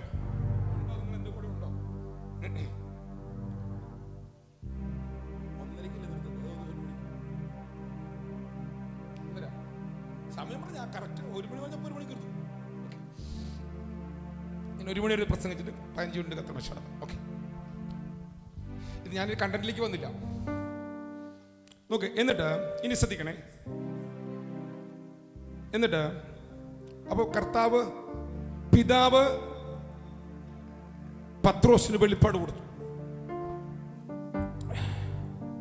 കർത്താവ് അവർക്ക് രോഗങ്ങളെ സൗഖ്യമാക്കാൻ അധികാരം കൊടുത്തു. കർത്താവ് അവരെ വിളിച്ചു. ഇനി ശ്രദ്ധിക്കണേ. എന്നിട്ട് കർത്താവ് ഈ ഗലീലയിൽ നിന്ന് കിലോമീറ്റർ ഞാൻ മറന്നുപോയി, ഏകദേശം 40-45 മൈൽ 60-70 കിലോമീറ്റർ ദൂരമുള്ള ഫിലിപ്പിന്റെ കൈസരിലേക്ക് കൊണ്ടുപോവുക 12 ശിഷ്യന്മാരെ. എന്നിട്ട് അവിടെ ചെന്ന് ചോദിക്കുക, ഞാൻ ആരാണ്? ഇത് അവിടെ ചോദിച്ചാൽ പോലെ ഗലീല കടൽ തീരത്ത് ഭയങ്കര അത്ഭുതം ചെയ്തുകൊണ്ടിരിക്കുക, ഭയങ്കര ശുശ്രൂഷ നടക്കുക. അതിനിടെ ഇടയ്ക്ക് പറയുക, നമുക്കൊന്ന് അവിടെ വരെ പോകാം എന്ന് പറഞ്ഞൊരു യാത്ര, ഒരു ട്രിപ്പ്, ഒരു വെക്കേഷൻ ട്രിപ്പ്, മിനിസ്ട്രിയുടെ ഇടയിൽ നിന്നൊരു ട്രിപ്പ്. അപ്പൊ നമ്മൾ വിചാരിച്ച സ്ഥലം കാണാൻ വേണ്ടി കൊണ്ടുപോയതാ. അവിടെ ചെന്നപ്പോ കർത്താവ് ചോദിക്കുക, ഹലോ ഞാൻ വന്നത് എന്നെക്കുറിച്ച് പറ, എന്നെക്കുറിച്ച് ആരാന്ന് നിങ്ങളുടെ അഭിപ്രായം? നമ്മളാണെങ്കിൽ എന്ത് പറയും? ഇങ്ങനെ ഞങ്ങൾ വിചാരിച്ച വലിയ കുഴപ്പമില്ലാണ്ട് പോവാന്ന് വിചാരിച്ച്. സത്യം പറഞ്ഞ് നമ്മൾ വിചാരിക്കും നമ്മുടെ കാലഘട്ടത്തിലാണ് ഇപ്പൊ ഒരാൾ അങ്ങനെ, പക്ഷെ ഒരു ഉദാഹരണം പറയാം, ഇപ്പൊ നിഖിൽ ഭാഷ പറയാം, നമുക്ക് എല്ലാവർക്കും കൂടി ഒരു ട്രിപ്പ് പോകാന്ന് പറഞ്ഞിട്ട് നമ്മെ അങ്ങ് സ്കോട്ട്ലൻഡിൽ കൊണ്ടുപോയിട്ട് അവിടെ വെച്ച് ചോദിക്കുക ഞാൻ ആരാന്ന് ചോദിച്ചാൽ നമ്മൾ എന്ത് പറയും? കഴിഞ്ഞ ദിവസം എനിക്കൊരു ക്ലിപ്പ് കിട്ടിയത്, പണ്ട് കയർത്ത് കിട്ടിയ, പക്ഷെ എനിക്ക് എവിടെ നിന്നാന്ന് എനിക്ക് അറിയില്ലായിരുന്നു. അത് ഞാൻ ഇനി പേരൊന്നും പറയുന്നില്ല, ഇതെങ്ങാനും പുറത്തു പോയി. അതിനകത്ത് ഒരാൾ ചോദിക്കുന്നതാണ്, താൻ ആരാന്ന് തനിക്കറിയില്ലെങ്കിൽ താൻ ആരാണെന്ന് താൻ എന്നോട് ചോദിക്കേ. അപ്പൊ ഞാൻ പറയാം താൻ ആരാണെന്നും ഞാൻ ആരാണെന്നും. ഒരു സിനിമാ ക്ലിപ്പാണ്. എനിക്ക് കഴിഞ്ഞ ദിവസം അത് ഏത് സിനിമയാണെന്ന് കൂടെ മനസ്സിലായത്. ഇതിന് മുമ്പ് എനിക്കത് സിനിമയാണെന്ന് എനിക്ക് അറിയില്ലായിരുന്നു. ഒരു 3 പേര് കൂടെ ഒരു കാളവണ്ടിയുടെ അടുത്ത് നിന്ന് പറയുന്ന ക്ലിപ്പാണ്. നിങ്ങൾക്ക് എല്ലാം മനസ്സിലായി. ഓക്കെ, അപ്പം ഇത് പോലെ കർത്താവ് അവിടെ വെച്ച് ചോദിക്കുക, ഞാൻ ആരാണ്? അപ്പൊ കർത്താവ് താൻ ആരാണെന്ന് ചോദിച്ച് എന്തിനാ പറയാവോ? ഞാൻ ആരാണെന്നുള്ള വെളിപ്പാട് കിട്ടിയിട്ട് വേണം എനിക്ക് നിങ്ങളിലേക്ക് അടുത്ത വെളിപ്പാട് പകരാം. നമ്മുടെ ക്രിസ്തീയ ജീവിതം അറിവുകളുടെ പുറത്തല്ല. ക്രിസ്തീയ ജീവിതം ഈ ഭൂമിയിൽ ജീവിക്കേണ്ടത് വെളിപ്പാടുകളുടെ പുറത്താണ്. നിങ്ങൾക്ക് ഡോക്ടറിന് ആവശ്യമുണ്ട്, ദൈവവചനത്തിലെ ഡോക്ടറിന് ആവശ്യമുണ്ട്. നിങ്ങൾ രക്ഷിക്കപ്പെടണം, സ്നാനപ്പെടണം, നിങ്ങൾ പരിശുദ്ധാത്മ സ്നാനം പ്രാപിക്കണം, നിങ്ങൾ ഈ ഭൂമിയിൽ വിശുദ്ധരായി ജീവിക്കണം, കർത്താവ് വന്നാൽ അവന്റെ കൂടെ പോകണം. പക്ഷെ ഇവിടെ നിങ്ങൾക്ക് ദൈവരാജ്യത്തിന്റെ മർമ്മങ്ങൾ തുറക്കണമെങ്കിൽ, ഇവിടെ നിങ്ങൾക്ക് പ്രയോജനപ്പെടണമെങ്കിൽ നിങ്ങൾ വെളിപ്പാടിൽ വളർന്നേ മതിയാകുള്ളൂ. അപ്പോൾ ആദ്യം നിങ്ങൾ അറിയേണ്ട വെളിപ്പാട് ക്രിസ്തുവാനാണ്. യേശു പറഞ്ഞു, ഞാൻ ആരാണ്? പത്രോസ് പറഞ്ഞു, നീ ജീവനുള്ള ദൈവത്തിന്റെ, നീ പുത്രനാണ്, നീ ക്രിസ്തുവാണ്. എന്റെ ഇവിടെ ഉണ്ടോ? ഇവിടെ 2 ഫ്രേസ് ആണ്. ഒന്ന്, നീ പുത്രനാണ്, 2, നീ ക്രിസ്തുവാണ്. ക്രിസ്തുവാണെന്ന് പറഞ്ഞാൽ അതിന്റെ അർത്ഥം ഇവൻ അബ്രഹാമിന്റെ സന്തതിയാണ്. പുത്രനാണെന്ന് പറഞ്ഞാൽ അതിന്റെ അർത്ഥം ഇവൻ ദാവീദിന്റെ സന്തതിയാണ്. ദാവീദ് പറഞ്ഞത് 2 കവനന്റാ ഞാൻ എടുക്കണേട്ടോ. ദാവീദ് കവനന്റിൽ പറഞ്ഞു, നിന്റെ സന്തതി എന്റെ പുത്രനായിരിക്കും, ഞാൻ അവന് പിതാവായിരിക്കും, അവൻ എന്റെ ആലയം പണിയും. അപ്പൊ ദാവീദിന്റെ സന്തതിയാണ് എന്ത് പണിയാൻ വേണ്ടി പോണേ? ദാവീദിന്റെ സന്തതിയാണ് എന്ത് പണിയാൻ വേണ്ടി പോകുന്നത്? ആലയം പണിയാൻ വേണ്ടി പോകുന്നവ. അബ്രഹാമിന്റെ സന്തതിയാണ് ഈ രാജ്യത്തെ അവകാശമാക്കാൻ പോകുന്നവർ. നിന്റെ സന്തതി പട്ടണങ്ങളെ അവകാശമാക്കും. നിന്റെ സന്തതി മുഖാന്തരം ഭൂമിയിലെ സകല വംശങ്ങളും അനുഗ്രഹിക്കപ്പെടും. ഉണ്ടോ? വാക്യമുണ്ടോ? ആ സന്തതി ക്രിസ്തുവല്ലേ? ആണോ? അപ്പൊ അബ്രഹാമിന്റെ സന്തതി ക്രിസ്തുവാണ്. ദാവീദിന്റെ സന്തതി ആരാണ്? ക്രിസ്തുവാണ്. ഓ എന്റെ കർത്താവേ, ഞാൻ പറഞ്ഞു മനസ്സിലാവുന്നുണ്ടോ നിങ്ങൾക്ക്? ഉണ്ടോ എന്റെ കൂടെ? അതോ കാറ്റുപോയോ? നീ ജീവനുള്ള ദൈവത്തിന്റെ പുത്രനായ ക്രിസ്തുവാണ്. അപ്പൊ നീ ആരാണ്? ക്രിസ്തുവാണ്. ഒന്നാമേ ക്രിസ്തുവാണ്, 2 നീ ആരാണ്? പുത്രനാണ്. അബ്രഹാമിനും അവന്റെ സന്തതികൾക്കും വാഗ്ദത്തം ലഭിച്ചു. സന്തതികൾ എന്ന അനേകരെ കുറിച്ചല്ല, സന്തതി എന്ന് ഏകനെ കുറിച്ച്. എത്ര? ആ സന്തതി ആരാണ്? ക്രിസ്തുവാണ്. അപ്പൊ അബ്രഹാമിന്റെ സന്തതി ക്രിസ്തുവാണെങ്കിൽ ക്രിസ്തു മുഖാന്തരം ഭൂമിയിലെ സകല വംശങ്ങളും അനുഗ്രഹിക്കപ്പെടണ്ടേ? ആണോ? ആ ക്രിസ്തു നിങ്ങൾ രക്ഷിക്കപ്പെട്ട് സ്നാനപ്പെട്ടപ്പോൾ നിങ്ങളുടെ അകത്തുണ്ടോ? ഉണ്ടോന്ന്? നിങ്ങൾ അബ്രഹാമിന്റെ സന്തതിയാണോ? അപ്പൊ നിങ്ങളാണോ ഈ ഭൂമിയുടെ ഈ രാജ്യത്തിന്റെ അവകാശികൾ? ഈ രാജ്യത്തിന്റെ അനുഗ്രഹം നിങ്ങളാണോ? അബ്രഹാമിന്റെ സന്തതി മുഖാന്തരമാണ് ഭൂമിയിലെ സകല വംശങ്ങളും പറയുന്നേ. അപ്പൊ ഈ UK-യിലുള്ള യുണൈറ്റഡ് കിങ്ഡത്തിലുള്ള ഈ ജനത്തെ മൊത്തം ദൈവിക അനുഗ്രഹത്തിലേക്ക് നടത്താനുള്ള നോക്കിയ ദൈവത്തിന്റെ പ്രൊജക്റ്റായ ക്രിസ്തുവല്ലമിന്റെ അകത്തിരിക്കുന്നവ. ആമേൻ പറയാൻ പറ്റുമെങ്കിൽ ഉറച്ചു പറയാ കർത്താവിന്. ഹലോ, നീ അബ്രഹാമിന്റെ സന്തതിയാണ്. രണ്ട്, നീ ദാവീദിന്റെ സന്തതി ആണെങ്കിൽ അവിടെ എന്തു പണിയും പറയുന്നേ? അവിടെ ആലയം പണിയും. അപ്പൊ ആലയം പണിയണമെങ്കിൽ ആരുടെ സന്തതിയാകണം? ദാവീദിന്റെ സന്തതിയാകണം. ഞാൻ പറയുന്നത് തെളിയുന്നുണ്ടോ? അതോ നിങ്ങൾക്ക് മനസ്സിലാക്കാൻ വരുന്നുണ്ടോ? അപ്പോൾ യേശുക്രിസ്തു ആരുടെ സന്തതിയാണ്? അപ്പം ഈ യുകെയിൽ ദൈവത്തിന്റെ ഹൃദയപ്രകാരമുള്ള തേജസ്കരിക്കപ്പെട്ട സഭ പണിയണമെങ്കിൽ ഇവിടെ പുത്രന്മാരെ എഴുന്നേൽക്കണം. സൺഷിപ്പ് ഓപ്പൺ ആയാൽ ഇവിടെ മഹത്വകരമായ സഭ എഴുന്നേറ്റ് വരാൻ വേണം. ഓ, നിങ്ങൾ അതിന് ആമേൻ ഉറച്ചു പറയുന്നില്ല. ഇവിടെ ഇവിടെ ഇവിടെ ഇവിടെ ഇവിടെ ക്രിസ്തുവാനുള്ള വെളിപ്പാട് വന്നാൽ ഈ രാജ്യം മുഴുവൻ അനുഗ്രഹമായി മാറും. ക്രിസ്തുവിന്റെ പ്രത്യേകത, ഭൂമിയിലെ സകല വംശങ്ങളും ആര് മുഖാന്തരം അനുഗ്രഹിക്കപ്പെടും. ഞാൻ കഴിഞ്ഞ ദിവസങ്ങളിൽ ഒരു ക്ലിപ്പ് കേട്ടു. ഡോക്ടർ ആരിഫ് എന്ന് പറയുന്ന ഒരു എക്സ് മുസ്ലിമിന്റെ ക്ലിപ്പാണ്. എന്റെ കർത്താവേ, ഞാൻ ഈ മതവിഭാഗങ്ങളെ കുറിച്ച് അധികം പഠിച്ചിട്ടില്ല. കാരണം എനിക്ക് തുറന്നു കിട്ടിയത് ബൈബിളാണ്. അപ്പൊ ബൈബിളിനകത്തുള്ള വെളിപ്പാടുകളെ ഞാൻ ധ്യാനിച്ചിട്ട് പഠിച്ചിട്ടുള്ളൂ. അപ്പോൾ ആ ക്ലിപ്പുകൾ കേട്ടപ്പോഴാണ് ഇവരെത്ര വലിയ അധമമായ ചിന്തക്കകത്താണ് കിടക്കുന്നത് മനസ്സിലായത്. ഞാൻ അങ്ങോട്ട് പോകുന്നില്ല. അപ്പൊ ഇങ്ങനെയൊരു മതവിഭാഗത്തെ ദൈവത്തിലേക്ക് നടത്താനായിട്ട് ദൈവത്താൽ വിളിക്കപ്പെട്ടവരാണോ നമ്മൾ? സകല ജാതികളും നിന്റെ സന്തതി മുഖാന്തരം അനുഗ്രഹിക്കപ്പെടും. അപ്പൊ ക്രിസ്തു മുഖാന്തരം ഈ രാജ്യം അനുഗ്രഹിക്കപ്പെടും. ഇവനകത്ത് അവരനുഗ്രഹിക്കപ്പെടും. ഇവിടത്തെ ദൈവം ഇല്ലെന്ന് പറയുന്നവർ അനുഗ്രഹിക്കപ്പെടും. ഇവരെ മൊത്തം അനുഗ്രഹമാക്കി മാറ്റാനുള്ളവനാണോ നമ്മുടെ അകത്തിരിക്കുന്നവർ? നിങ്ങൾക്ക് ഞാൻ പറഞ്ഞ ആശയം മനസ്സിലാകുന്നുണ്ടോ? ശ്രദ്ധിക്കൂ, ഞാൻ അവന് കൺക്ലൂഷൻ പറയാം. എന്നിട്ട് കർത്താവ് പറഞ്ഞു, നീ ജീവനുള്ള ദൈവത്തിന്റെ പുത്രനായ പത്രോസ്, നീ ജീവനുള്ള ദൈവത്തിന്റെ പുത്രനായ ബെറിയോനായ ശിമോനെ, ജഡരക്തങ്ങളല്ല, ഞാൻ സ്വർഗസ്ഥനായ എന്റെ പിതാവ് അത്രേ പറയുന്നേ നിനക്കിത് വെളിപ്പെടുത്തിയത്. എന്നിട്ട് അടുത്ത വാക്ക്, ഞാൻ എന്റെ, നിങ്ങളാരും രാവിലെ കഞ്ഞി കുടിച്ചില്ലേ? പിന്നെന്താ മിണ്ടാത്തെ?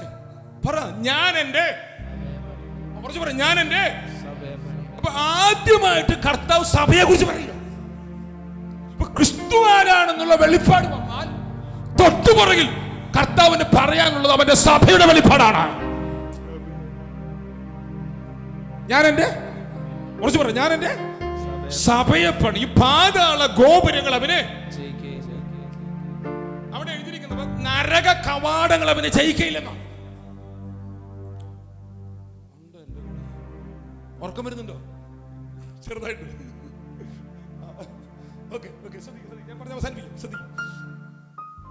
ഇത് കർത്താവ് പറയാനായിട്ട് ഈ ഫിലിപ്പിന്റെ കൈസരെ കൊണ്ടുപോകാൻ ഒരു കാരണമുണ്ട്. ഞാൻ അവിടെ പോയിട്ടുണ്ട്.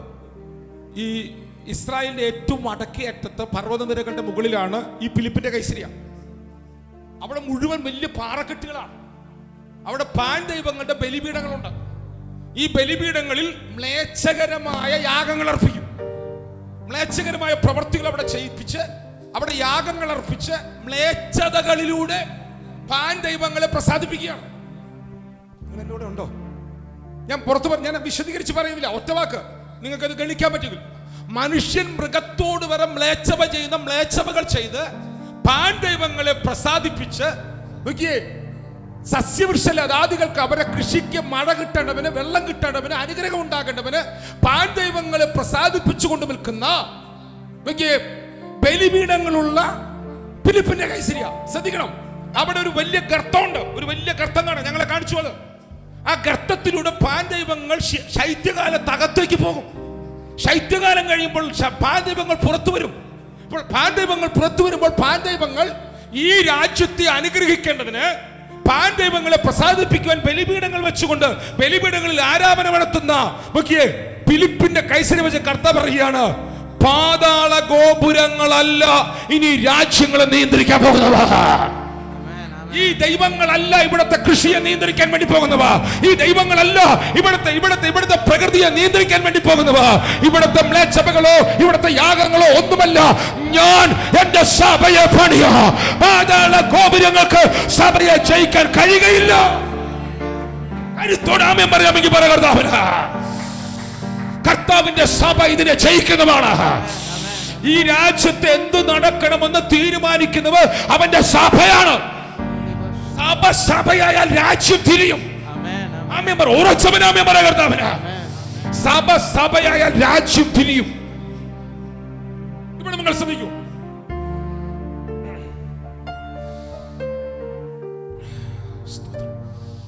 എന്റെ കൂടെ വരണേ. ഇവിടെ ഉപയോഗിച്ചിരിക്കുന്ന പദം എക്ലീഷ്യ എന്ന വാക്കാണ്. എന്താണ് വാക്ക്? എക്ലീഷ്യ എന്താണ് വാക്ക്? ഒന്ന് പറഞ്ഞോ. അത് ഒരു ഗ്രീക്ക് വാക്കാണ്. ആ വാക്കിന്റെ അർത്ഥം ഗവേണിംഗ് കൗൺസിൽ എന്നാണ്. എന്തുവാണ്? ഈ സാധാരണ ഒരു രാജാവ് ഭരിക്കുമ്പോൾ ആ രാജാവിന് ഒരു കൗൺസിൽ ഉണ്ടാവും. ഇപ്പൊ നമ്മുടെ കേരള മുഖ്യമന്ത്രി പിണറായി വിജയൻ സാറ് സ്ഥാനാരോഹണം ചെയ്തപ്പോ എന്റെ ഓർമ്മയിൽ 18 or 19 പേരെ തനിക്ക് ഉപദേശകരാക്കി വെച്ചു. ഏറ്റവും കൂടുതൽ ഉപദേശകർ തനിക്കാൻ തോന്നുന്നു. ഈ പിണറായി ഒരു കാര്യം പറയുമ്പോ പിണറായി അല്ലത് പറയുന്നത്. ഇവര് ഗവേണിംഗ് കൗൺസിൽ കൂടി ചേർന്ന് അതിനകത്തുള്ള ആലോചനകളിൽ ഉരുത്തിരിഞ്ഞു വരുന്നതാണ് ഇവർ പറയുന്നത്. എന്റെ കൂടെ ഉണ്ടോ നിങ്ങള്? ഇന്ത്യൻ പ്രധാനമന്ത്രി പ്രധാനമായ പല കൽപ്പനകൾ ഇട്ടു, പല ഓർഡറുകൾ പുറപ്പെടുവിച്ചു, നോട്ട് നിരോധിച്ചു. ഇവിടുത്തെ പാകിസ്ഥാനുമായിട്ടുള്ള യുദ്ധം വന്ന പല കാര്യങ്ങളിൽ പ്രധാനമന്ത്രി ഇടപെട്ടു. അപ്പൊ പ്രധാനമന്ത്രി ഒരു കാര്യം പറയുമ്പോൾ, ഇപ്പൊ അമേരിക്കയുമായുള്ള പ്രശ്നം വന്നപ്പോൾ ഒരു വാക്ക് പറയണമെങ്കിൽ ഈ പ്രധാനമന്ത്രിക്ക് ആലോചന കൊടുക്കുമ്പോൾ ഒരു സമിതിയുണ്ട്. അത് മന്ത്രിസഭയല്ല.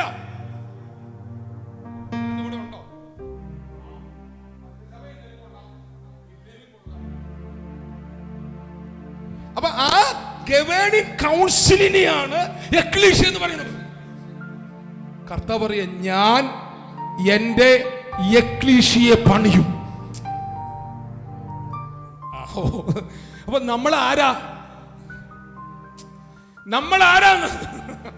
നമ്മൾ അവന്റെ എക്ലീഷ്യയാണ്.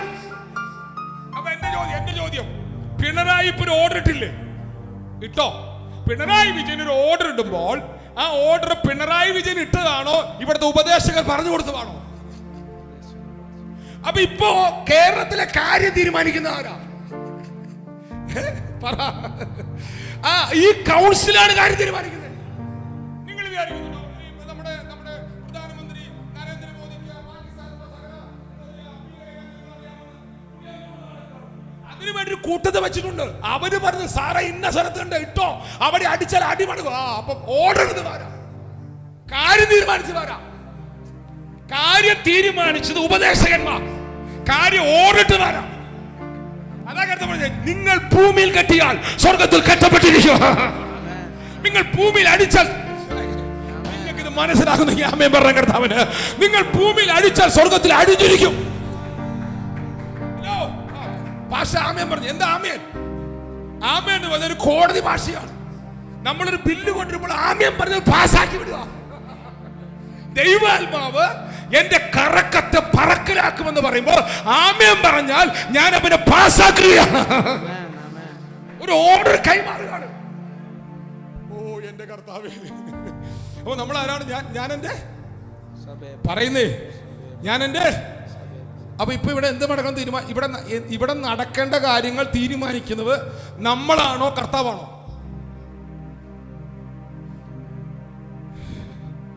പൊളിഞ്ഞു.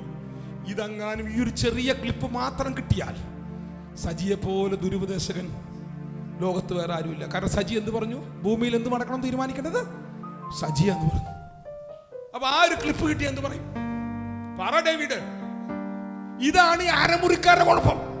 ഇവര് കഴിഞ്ഞ 1 മണിക്കൂർ ഞാൻ പ്രസംഗിച്ച് കേൾക്കുകയല്ല. എന്നെ ആരും ഇതുവരെ പറഞ്ഞിട്ടില്ല കേട്ടോ. പറയാതിരിക്കട്ടെ, കൃപ ആരുടെ കയ്യിൽ ഇതൊന്നും കിട്ടാതിരിക്കട്ടെ.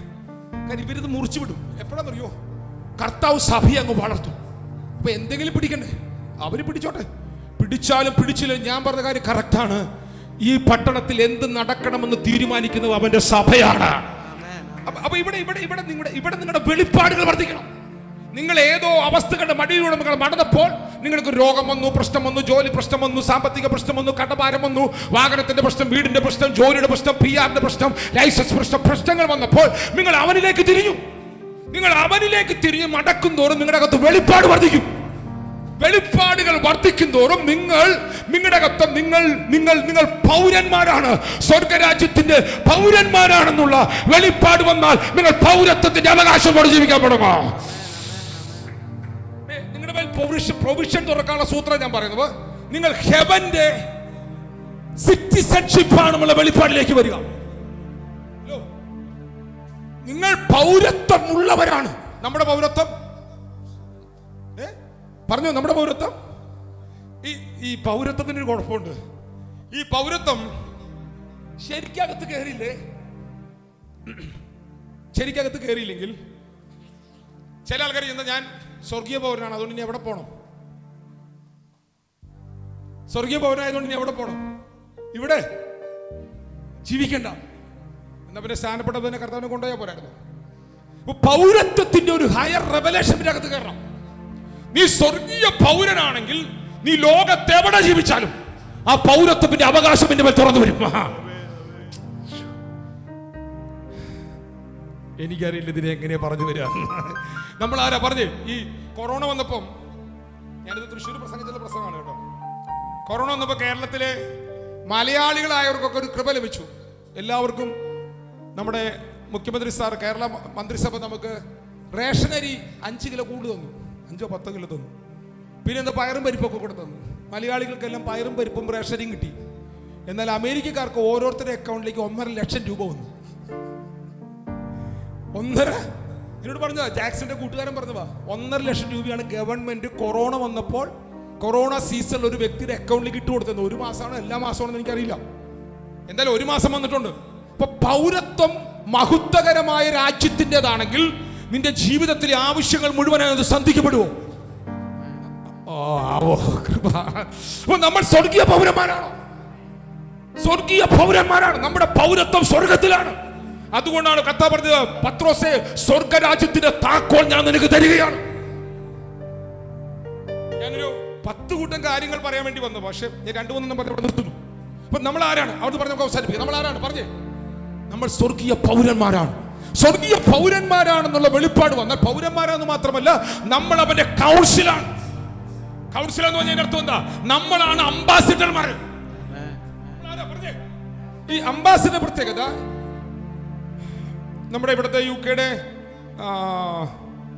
സ്ഥാനാപതി ഇന്ത്യയിലുണ്ട്. എംബസി ഉണ്ടായിരിക്കണം, അംബാസിഡർ ഉണ്ടായിരിക്കണം. അമേരിക്കയുടെ എംബസി ചെന്നൈയിലാണെന്ന് എനിക്കറിയാം. നമ്മൾ മലയാളികൾ നാട്ടിലെ ലുങ്കി എടുത്തോണ്ട് നടക്കുന്നേ.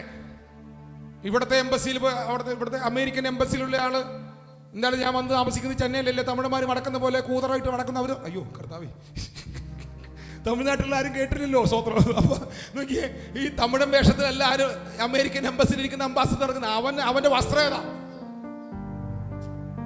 അവന്റെ വസ്ത്രം അമേരിക്കൻ സ്റ്റാൻഡേർഡ് കാണിക്കുന്നതാ.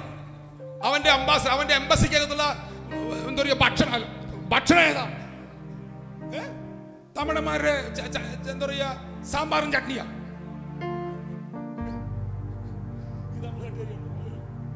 തമിഴ്നാട്ടുകാരെ സാമ്പാറും ചട്നിയാണോ അമേരിക്കൻ എംബസി കഴിക്കുന്നത്?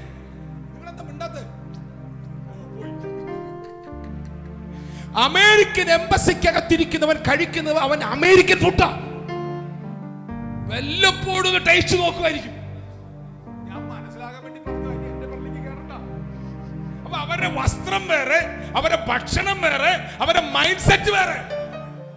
പാകിസ്ഥാനായിട്ട് യുദ്ധം വരികയെന്ന് കേട്ടപ്പോ ചെന്നൈക്കകത്തിരിക്കുന്ന അംബാസിഡർ ഇത് വരച്ചോ? അവനറിയാം ഞങ്ങൾക്കൊന്നും വരികയാണ്. ഹലോ, ഇപ്പൊ അംബാസിഡർ ഒരു രാജ്യത്ത് വന്നാൽ, ഒരു രാജ്യത്തുണ്ടെങ്കിൽ ആ വന്ന രാജ്യത്തിന്റെ കൾച്ചർ തുറക്കുന്നവനാണ് അവൻ. ഒരു ആമേൻ പറ, ശക്തിയോടെ ആമേൻ പറ. അവന്റെ സാമ്പത്തിക വിനിമയം പോലും അവന്റെ രാജ്യത്തിന്റെ പൈസയാണ്. നമ്മൾ രൂപയോണ്ടല്ല അമേരിക്കൻ എംബസി പോയി കഴിഞ്ഞാൽ എന്താ പറയാ, അവിടെ നമ്മൾ സാമ്പത്തിക വിനിമയം നടത്തുന്ന രൂപയിലല്ല, അവരുടെ ഡോളറിലാണ്. ഒരു അംബാസിഡർ എന്ന് പറഞ്ഞാൽ അവൻ ഏത് രാജ്യത്തിന്റെ അംബാസിഡർ ആണോ അതിന്റെ മഹിമ തുറക്കുന്നവനാണ്. ഹലോ, നമ്മുടെ അകത്ത് നമ്മൾ ദൈവരാജ്യത്തിന്റെ അംബാസിഡർ ആണെന്നൊരു വെളിപ്പാട് വരുന്നുണ്ടോ? ഉണ്ടെങ്കിൽ ഉറച്ചിരാമേ പറ കർത്താവിന്. നമ്മളെ രാജ്യത്തിന്റെ അംബാസഡേഴ്സ് ആണ്. നീ ഈ രാജ്യത്ത് UK യുണൈറ്റഡ് കിങ്ഡം എന്ന് പറയുന്ന ഈ രാജ്യത്ത് ജീവിക്കുമ്പോൾ ഈ രാജ്യത്ത് നിങ്ങൾ ദൈവരാജ്യത്തിന്റെ അംബാസഡർ ആണ്. ഒന്ന് ശക്തിയോടെ രാമ്യം പറഞ്ഞ കർത്താവിന്. ഇത് തുറന്നു വരും. ഇതിന്റെ റിസൾട്ടുകൾ തുറന്നു വരുമെന്ന്.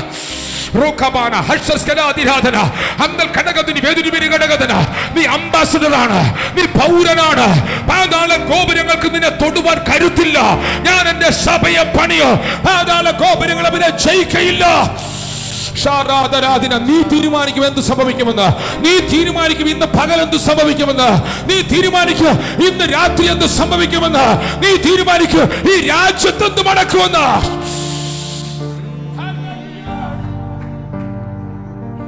എന്റെ വാക്കുകളോട് വിരാമം കുറിക്കുകയാണ്. ഇത്ര മഹത്വകരമാണ് നമ്മുടെ മേൽ കിടക്കുന്ന വിളി. ഒരു ആമ്യം പറയോ ശക്തിയോടവന്. നമ്മളെ പൗരന്മാരും അംബാസിഡർ എന്ന പദവിയിലേക്ക് എത്തിയുള്ളൂ. നമ്മളിവിടെ പുരോഹിതന്മാരാണ്. അവർ അവിടെ രാജാക്കന്മാരായി വാഴുന്നു. നമ്മളെ വളർത്തുന്നത് അവന്റെ ആത്മാവാണ്. സ്തോത്രം. നമ്മൾ വളർത്തുന്ന ആരാണ്? ആ ആത്മാവാണ് കത്തുന്ന നിലവിളക്കായി സമാഗമന കൂടാരത്തിനകത്തിരുന്നത്. ആ നിലവിളക്കാണ് ശെരുബാബേൽ ദൈവാലയം പണിതപ്പോൾ അതിന്റെ മൂലക്കല്ല് ആ കല്ലാണ്. 7 കണ്ണുള്ള മൂലക്കല്ലിട്ടിട്ടല്ലേ ശെരുബാബേൽ ആലയം പണിതത്? ആണോ? അപ്പോൾ ആലയം പണിതവ്, ആ ആലയം ശെരുബാബേലിന്റെ കാലത്ത് ആലയം പണിതവ് ഈ 7 കല്ലുകളുടെ മൂലക്കല്ലിൽ ജ്വലിച്ചു നിൽക്കുന്ന 7 കണ്ണുകളുടെ മുകളിലല്ലേ? ആണോ? എന്നിട്ട് ഓരോ കട്ട വെച്ചപ്പോഴും താഴെയുള്ള കട്ടയ്ക്ക് തത്തുല്യമായി കട്ട വെച്ച് ഉയർത്തിക്കൊണ്ടിരിക്കുമ്പോൾ സ്വർഗം പറയുകയാണ്, ശെരുബാബേലേ നിന്റെ കയ്യിലുള്ള തൂക്കുകട്ട കണ്ട് സ്വർഗം സന്തോഷിക്കുകയാണ്. അവനാണ് മൂലക്കല്ല്, അവനാണ് ആണിക്കല്ല്. ആമേൻ.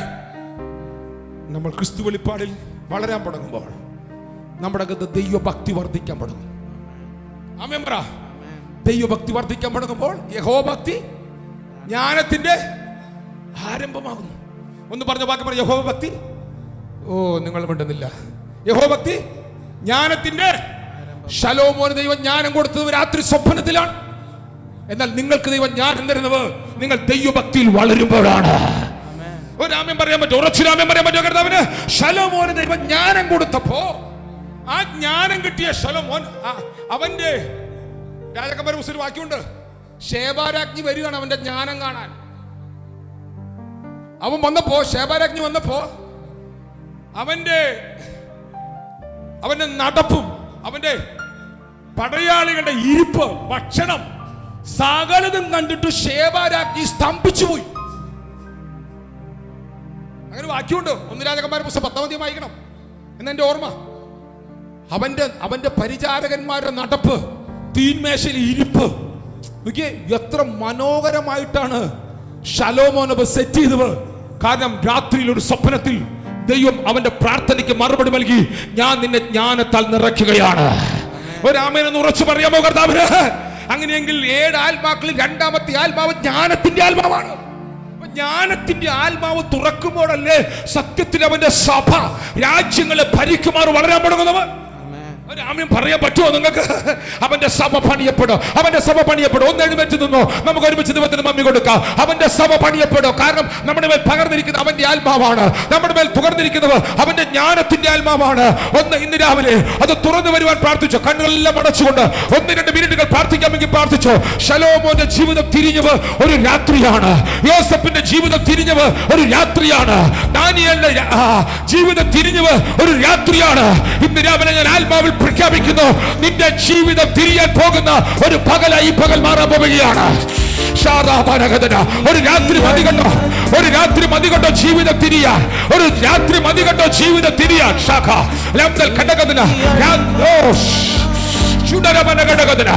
ഒരു രാത്രി മതി, ഒരു രാത്രി മതി ജീവിതം തിരിയാൻ. കാരാഗ്രഹം കൊട്ടാരമാകാൻ, ഇടയൻ രാജാവാകാൻ. ദൈവത്തിലെ നിയോഗങ്ങളുടെ പുതപ്പുകളിടാൻ പോകുന്നു.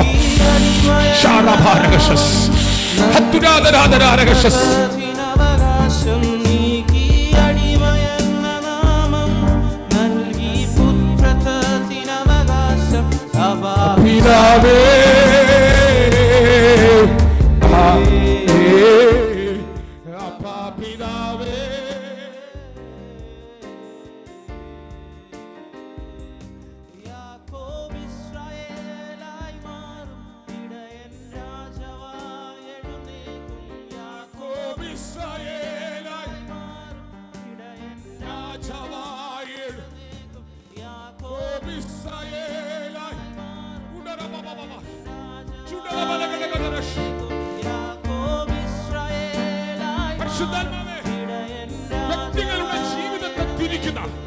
ഇവരുടെ കുടുംബത്തിന്റെ ചരിത്രത്തെ തിരിക്കുന്ന, ഈ ദേശത്തിന്റെ ചരിത്രത്തെ തിരിക്കുന്ന ചില തിരിവുകൾ സംഭവിക്കട്ടെ. ചില തിരിവുകൾ ഇന്ന് രാവിലെ സംഭവിക്കട്ടെ. ആത്മാവിൽ ചില മിനിറ്റുകൾ ദൈവത്തിന് ആരാധന കൊടുക്കുക.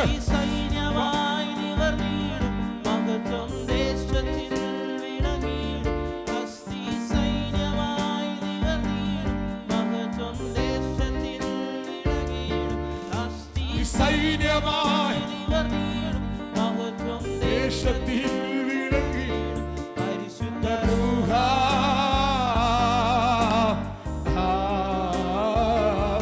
പരിശുദ്ധ രൂഹ,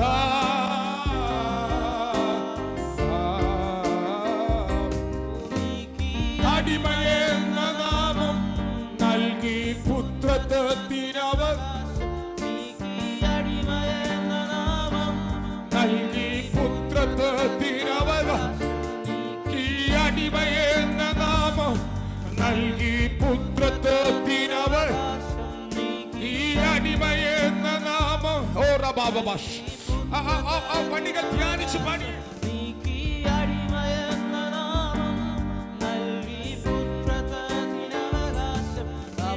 പിതാവേ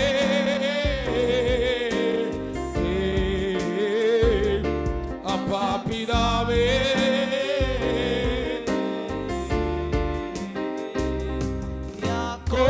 യാക്കോബിസ്രായേലായി മാറും രാജാവായി എഴുന്നേൽക്കും.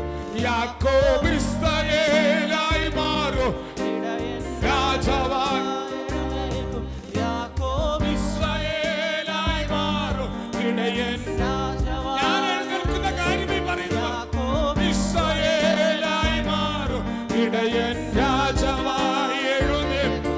യാക്കോബ് ഇസ്രായേലായി രാജാവായി എഴുന്നേൽക്കും. യാക്കോബ് ഇസ്രായേലായി മാറും ഇടയൻ രാജാവായി അടിമയെന്ന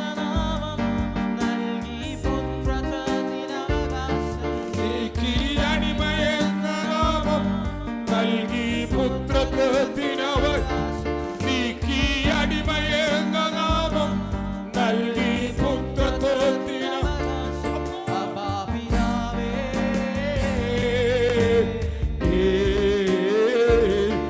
അപ്പാ പിതാവേ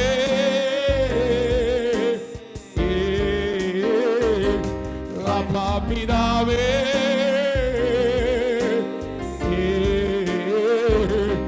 അപ്പാ പിതാവേ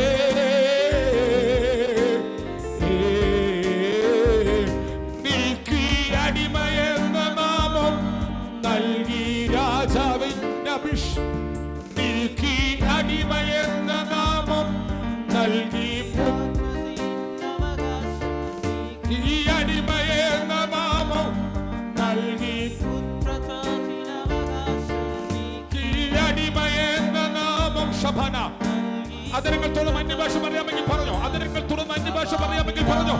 ഈ സമയം മിണ്ടാതിരിക്കേണ്ട സമയമല്ല. സൂമിനകത്തിരിക്കുന്നവർ ഈ സമയം നിങ്ങൾ മിണ്ടാതിരിക്കുന്നവർ. നിങ്ങളുടെ അകത്ത് രാജാവുണ്ട്, നിങ്ങളുടെ അകത്ത് രാജ്യമുണ്ട്, നിങ്ങളുടെ അകത്ത് വീണ്ടും ജനം മണമിരിക്കുന്നു. നിങ്ങൾ അവന്റെ മക്കളാണ്, നിങ്ങൾ അവന്റെ പുത്രന്മാരാണ്. നിങ്ങളുടെ അകത്ത് മഹത്വത്തിന്റെ പ്രത്യാശയ ക്രിസ്തുവുണ്ട്. നിങ്ങൾ ദൈവത്തിന്റെ പുത്രന്മാരാണ്. നിങ്ങൾ ഈ രാജ്യത്തിന് അനുഗ്രഹമാണ്.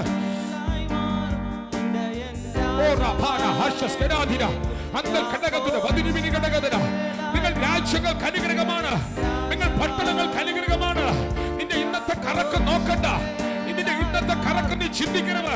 അതിനങ്ങൾ തുറന്ന് മമ്മിപറ, അമരങ്ങൾ തുറന്ന് മമ്മിപറ. ഇത് സഭയുടെ കൗൺസിലാണ്. ഇത് ദൈവത്തിന്റെ കൗൺസിലാണ്. ഇത് ക്രിസ്തുവിന്റെ കൗൺസിലാണ്. ഇവിടെ പറയുന്ന വാക്കുകളുടെ മേൽ ദൈവത്തിന്റെ ദൂതന്മാർ ഇറങ്ങി നിൽക്കുകയോ.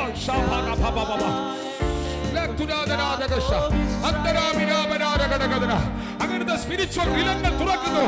അങ്ങനത്തെ സ്പിരിച്വൽ റിലങ്ങൾ തുറക്കുന്നു.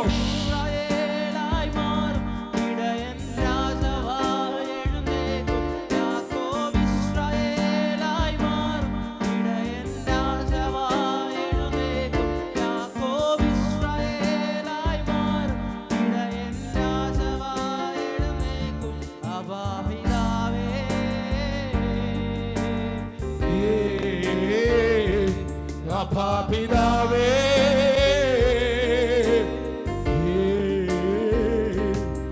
അപ്പാ പിതാവേ,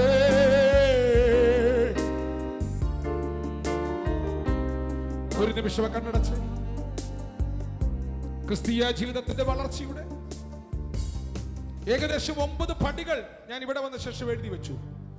അതിനകത്തുള്ള 4ാമത്തെ പടിയിലേക്കാണ് നമ്മൾ ഇപ്പോൾ വന്നെത്തിയത്. നമ്മുടെ അകത്തവൻ വെളിപ്പാടുകൾ തുറക്കുന്നവനാണ്.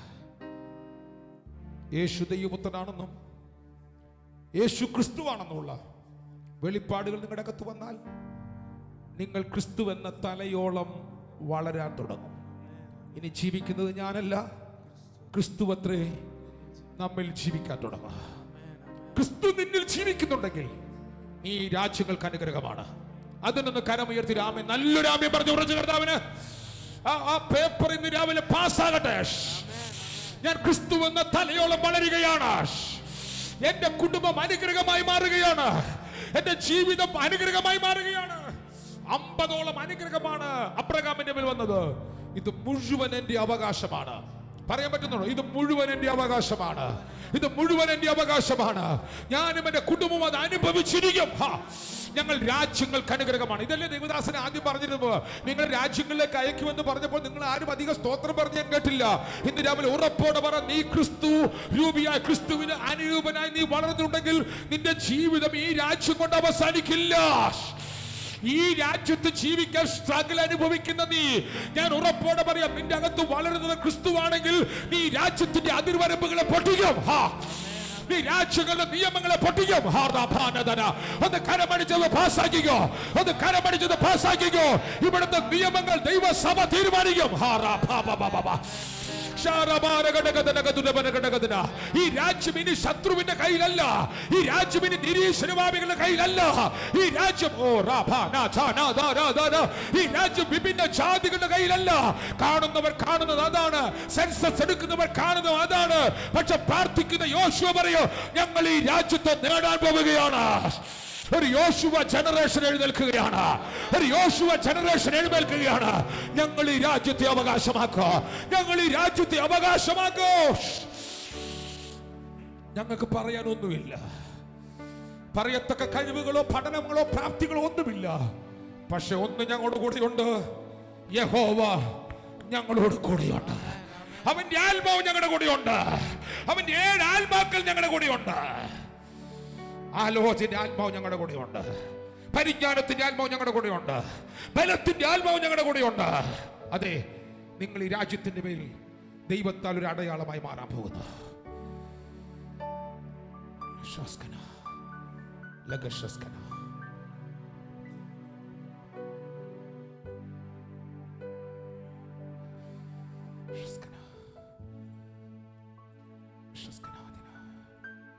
പ്രത്യേകമായി സ്വർഗം ഇന്ന് രാവിലെ ഇവിടെ തുറന്നു നിൽക്കുന്നുണ്ട് കേട്ടോ. എനിക്കത് അക്ഷരാർത്ഥത്തിൽ അനുഭവിക്കാൻ പറ്റുന്നുണ്ട്. അത് ഈ കൊച്ചു കൂട്ടത്തിന് വേണ്ടി മാത്രമല്ല. ചെറിയ കൂട്ടമേ, നിങ്ങൾ ഭയപ്പെടേണ്ട. രാജ്യം ഞാൻ നിങ്ങളിലേക്ക് കൈമാറുകയാണ്. രാജ്യം നിങ്ങളിലേക്ക് അവൻ കൈമാറുകയാണ്. ഒരു ആക്ഷനോടെ അത് സ്വീകരിക്കുന്നത് നിങ്ങൾക്കൊന്ന് കാണിക്കാമോ? രാജ്യം അവൻ ഞങ്ങളിലേക്ക് കൈമാറുകയാണ്. കർത്താവ് യേശുവിനെ കാണിച്ചു കൊടുത്ത രാത്രിയിൽ അവൻ അപ്പമെടുത്ത് സ്തോത്രം ചൊല്ലി നുറുക്കിയ ശേഷം അവൻ കർത്താവിന്റെ മേശ മടത്തി. ഒടുവിൽ അവൻ പറഞ്ഞൊരു പദമുണ്ട്, ഞാൻ രാജ്യം നിങ്ങൾക്ക്, എന്റെ പിതാവ് രാജ്യം എനിക്ക് നിയമിച്ചു തന്നതുപോലെ ഞാൻ രാജ്യം ഇപ്പോൾ നിങ്ങൾക്ക് നിയമിച്ചു തരികയാണ്. രാജ്യത്തിന്റെ കൈമാറ്റം നടക്കുന്നു. പ്രാർത്ഥിക്കാം. നമ്മൾ കർത്താവിന്റെ മേശയിലേക്ക് പ്രവേശിക്കുകയാണ്. മോനെ, റെക്കോർഡിംഗ് കട്ട് ചെയ്തോ, സൂം കട്ട് ചെയ്യണ്ട,